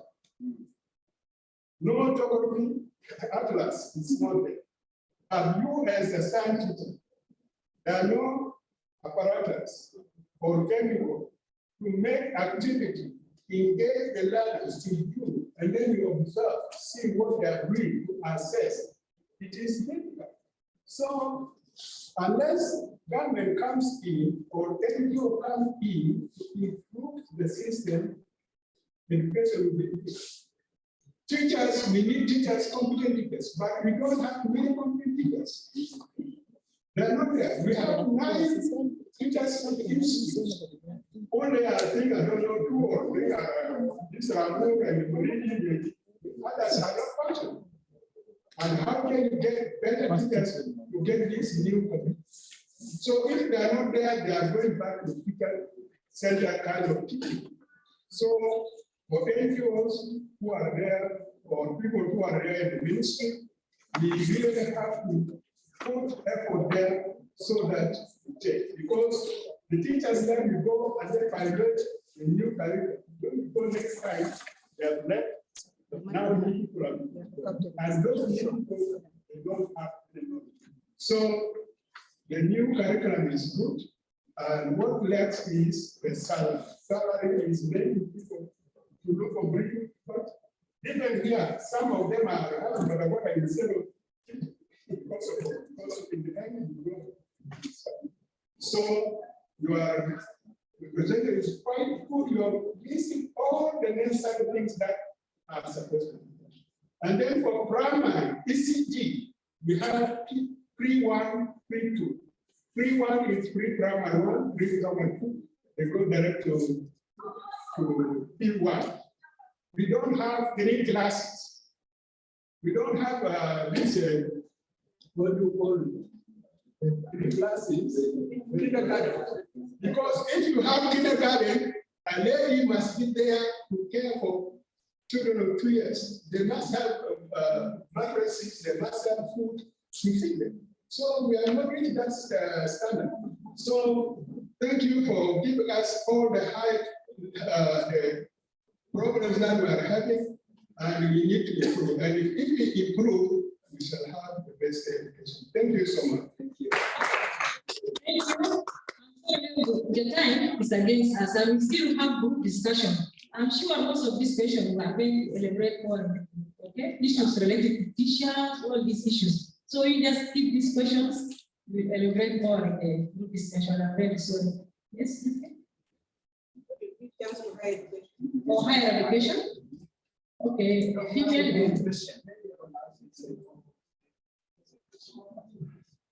I'm really grateful for this presentation from Dorothy. I definitely, there might be a lot of UC movement.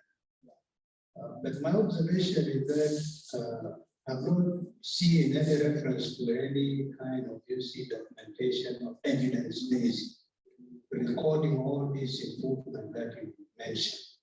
And I think for researchers who are also interested to mark this improvement, you need to present also some of the UC documents to show that there is improvement, especially from 2014 up to now, there is still UC big part of the country big part of the country is inaccessible.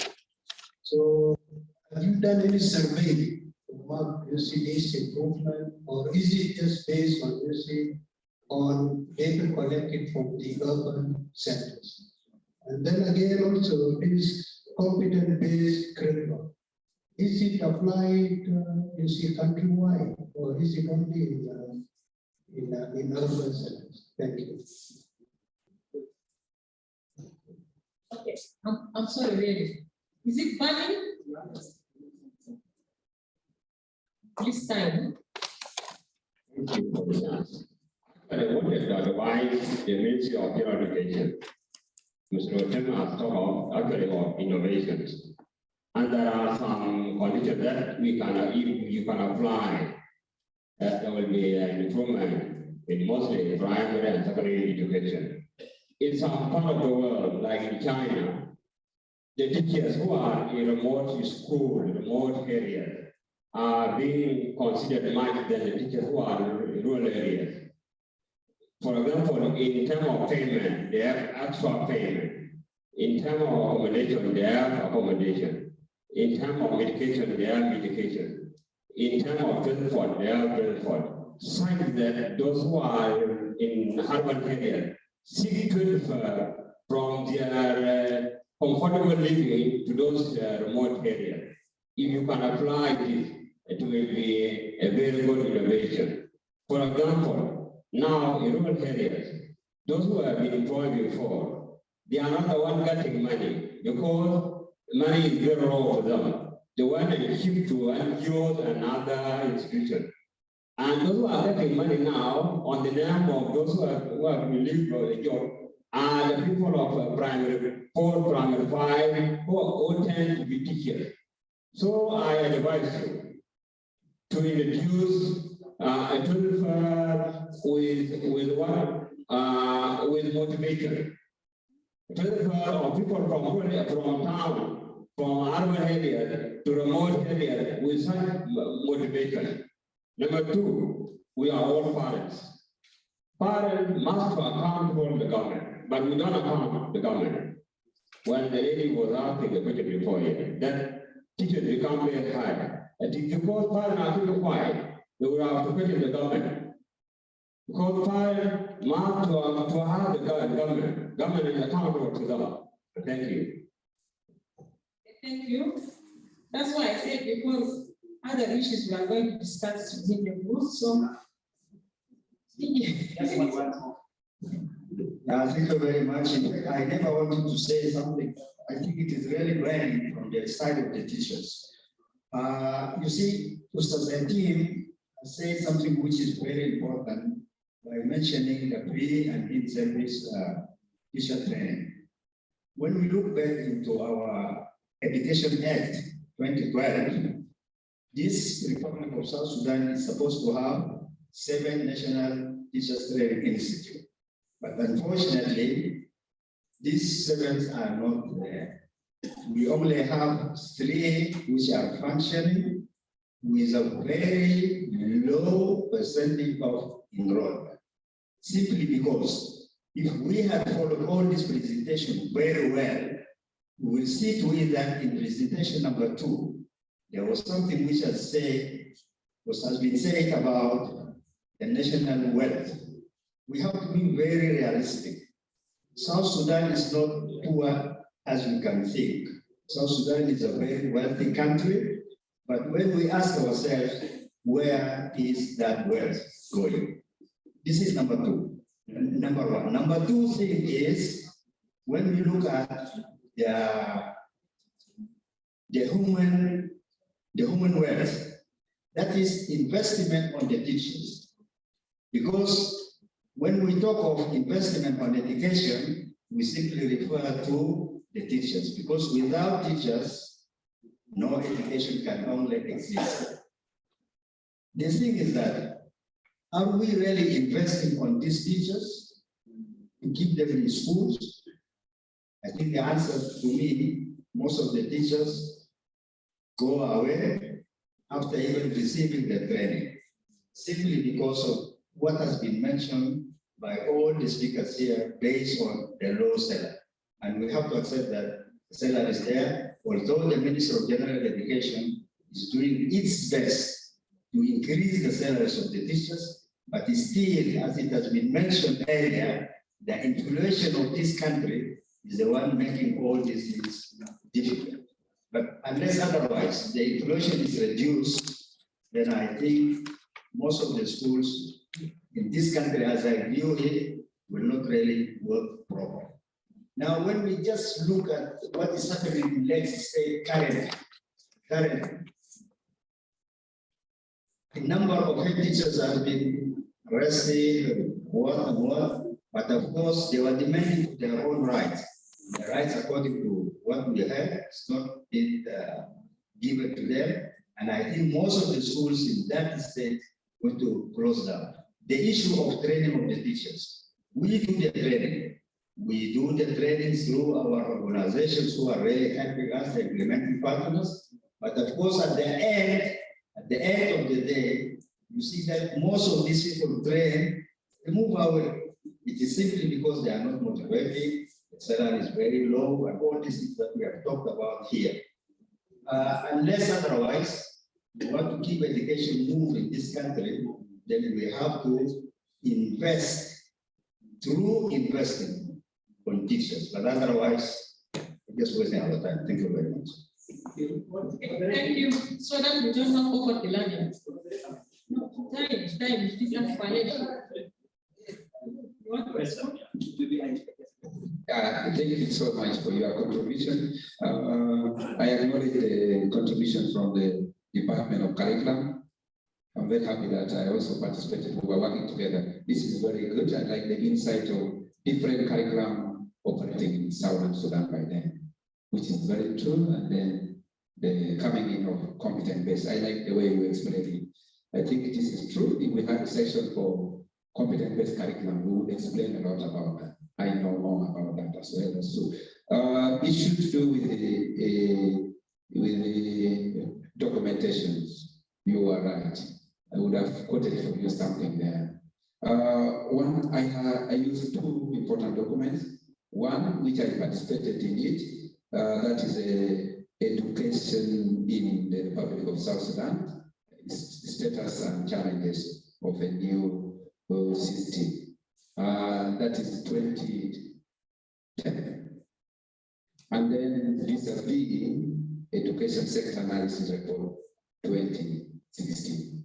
So if you can compare now, 2010 up to 2016, this is where we are able to sort out the success and so on. Of course, our concern is we need more research. This is not enough. And I like how you put it. Some of this information, those who participated in the education sector analysis report, what they have collected, I'm sure they might have not reached all parts of South Sudan. And this is what we need to do. Research is very important. We need to move. And of course, the political situation also hinders us. DG of teacher training, this is very good. Thank you so much.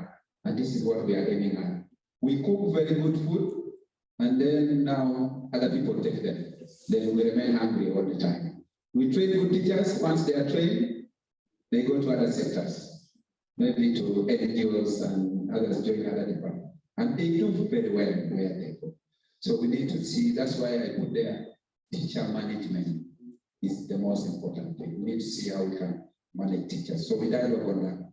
Otherwise, your contribution has been very good. And yeah, when we say a country is poor, as indicated, means we live below poverty line, means we cannot afford our basic needs. I think people make research. We say the country is rich. Yes, the country is rich. And who is having the riches of the country? That's a very good question. Who use our resources? Where are the riches going? And the members of the country, citizens remain poor. That's the concern. Many people are living below poverty line. This is true, and we need to acknowledge this. But we need to move to see ways of how to support that. Otherwise, thank you so much. I appreciate your contribution. It's my first time to engage in this dialogue. I believe we shall be always engaging and sharing ideas. Thank you. In fact, when you want to say comment or something, please, Dr. Tim, thank you. You know, you mentioned a lot about document. I have to say South Sudan is rich in developing documents, but poor in implementation. What do we do? That is the question. A very good question. Very good question. When we developed the document, I think when I was coming here, when I was preparing, when I saw the program, I was told we shall have good dignitaries here. These are our leaders who are spearheading us. We need to, this is implementation of policies, and we are here government workers. We all work for the government. We need to spearhead this. And our political leaders need to take a lead. Because in schools, you can do little, but when it is from up, you can do more. So we need to think, those who normally have meeting at the highest level, please let us aim at emphasizing that. The policies created need to be implemented. We need to see ways of implementing these policies. Because if we give policies, we can build policies around us, but implementation may never go. And that's why I would have loved to have people who are responsible for emphasizing the implementation of policy could have been around here. So that when we share this information, they directly respond to that. But unfortunately, we don't have. You can see the table is empty. But at one level, let's do our part. I know we might not do much, but it is important we implement policies. Otherwise, policies over policies without implementation. Yeah, it's like workshop and workshop without much action. Thank you. Good question, but unfortunately, I don't have good answers for that. But this is how I'm analyzing it. Thank you. I think this session was very hot. I thank you, President. Yeah, thank you. You presented very well. Thank you. My question is referred to the last speaker that we have a lot of documents. Yes, sure. Where do you take these documents when they are assembled? And they are prepared for what? And who is doing that?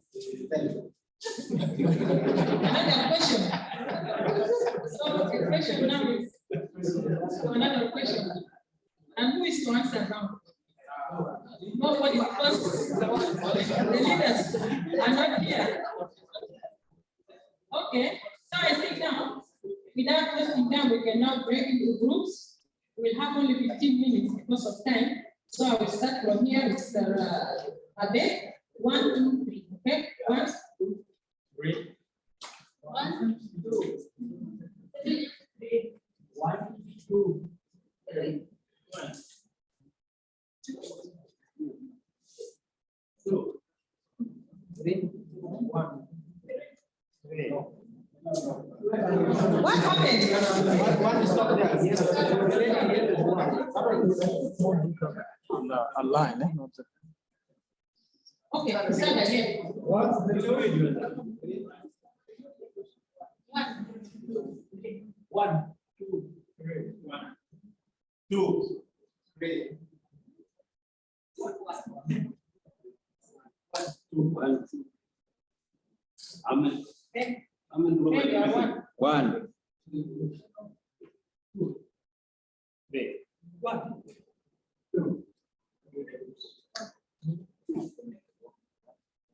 1, 2.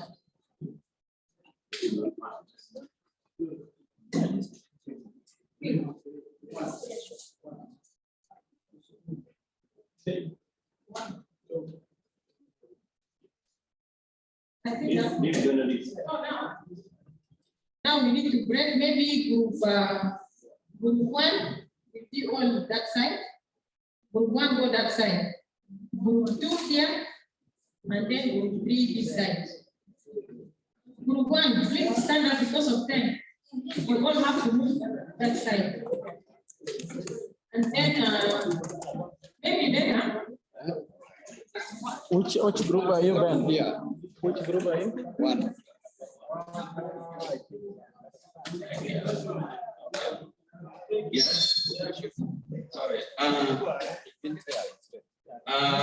It will be a choice. It will be a choice. If you want to join, yeah.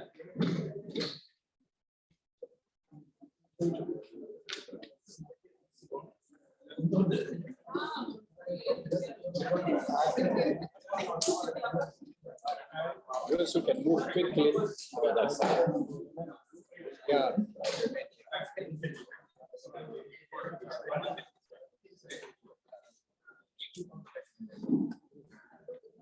Yes, it will be a choice.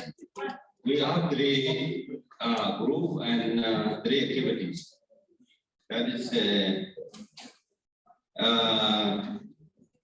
what are good promise, practice, and innovation about KIX. That is one group.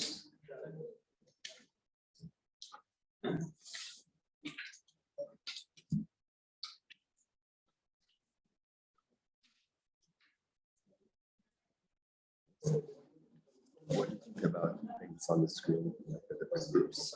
Can you do that? We could do that. Yeah, if you can help us. Okay, sure. So,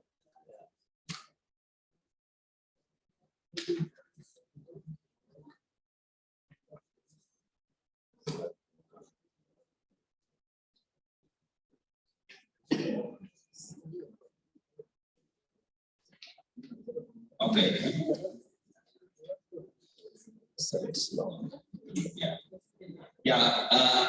ECD, education, and shortage of teachers. But I wanted actually to go beyond this, try to take it from, if you can see down there, summary of key commitment. If we can also have 1, 2, 3. Group 1 has to have 1, group 2 has to have 2, 3 have 3. So you do separate things. After you finish, your one, I mean, under the KIX transfer, also do what group 1 will do, what would South Sudan like to prioritize as next step for action. You do 1, 2, 3 things that you think.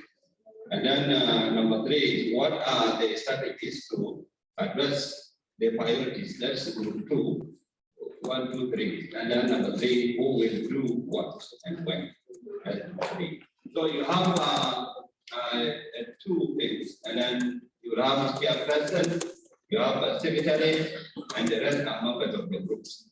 And we have 30 minutes. 30 minutes to do that. Yeah, 30 minutes. So that we use other 10 minutes to present in maybe in a paper, or you have to copy it fine, and you will give them to the repertoire. And then after that, Deputy Minister is coming, and we need to finish for that, so that after his arrivals, be able to close. Yeah, that's great.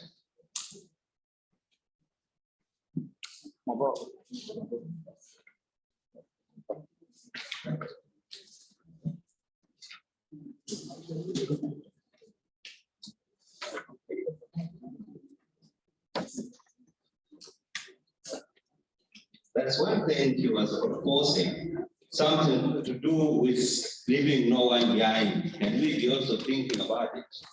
Practice of no one behind. Our priorities, what are priorities? What are priorities we need to put about leaving no one behind? Each group suggests anyone. Three groups. Leaving no one behind. What do you think? What do we think? More second business. Now it will be, I think, around monitoring and discuss the DGs have to scatter to the groups, because when we talk about the ministry, I think you all know what could be the virus. So DGs have to scatter in 3 groups. Though you may be one group, scattered in a group, so that you have the team put down what will be the priority of the needs. Put down what will be the priority of the needs.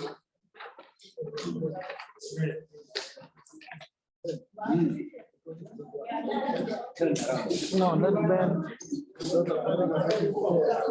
People need to move so that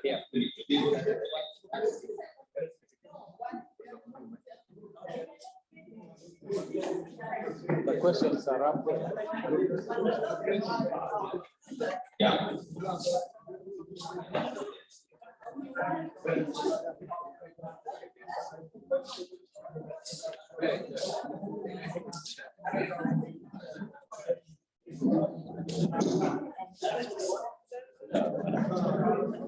Oh, okay.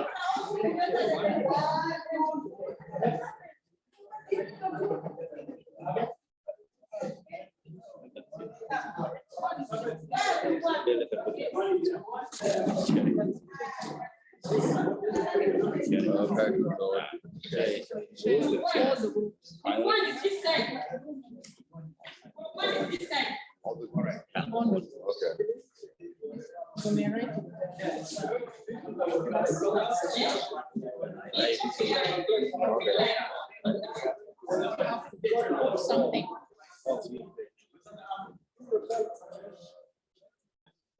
We have only 15 minutes.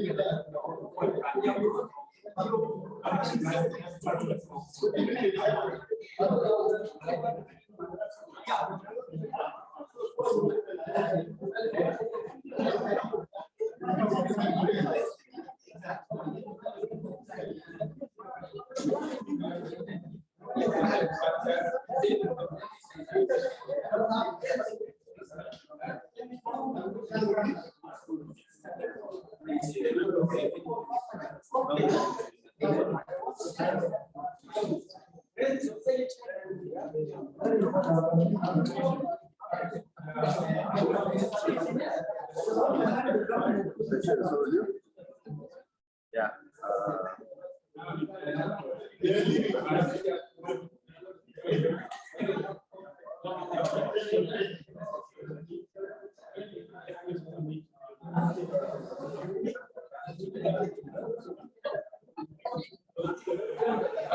Yes. Hello. We remain 10 minutes. 10 minutes. We have 10 minutes, please.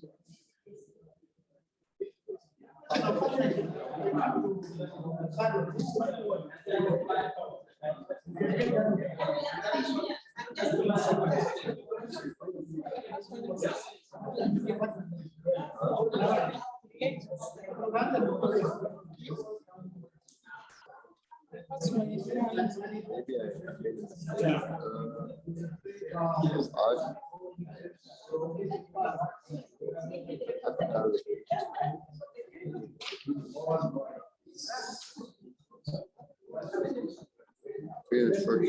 here.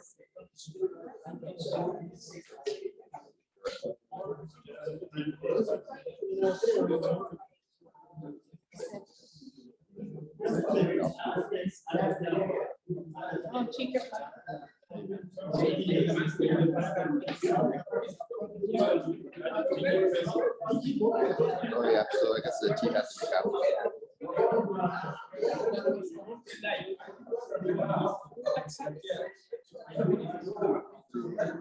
Yeah, those are don't have to be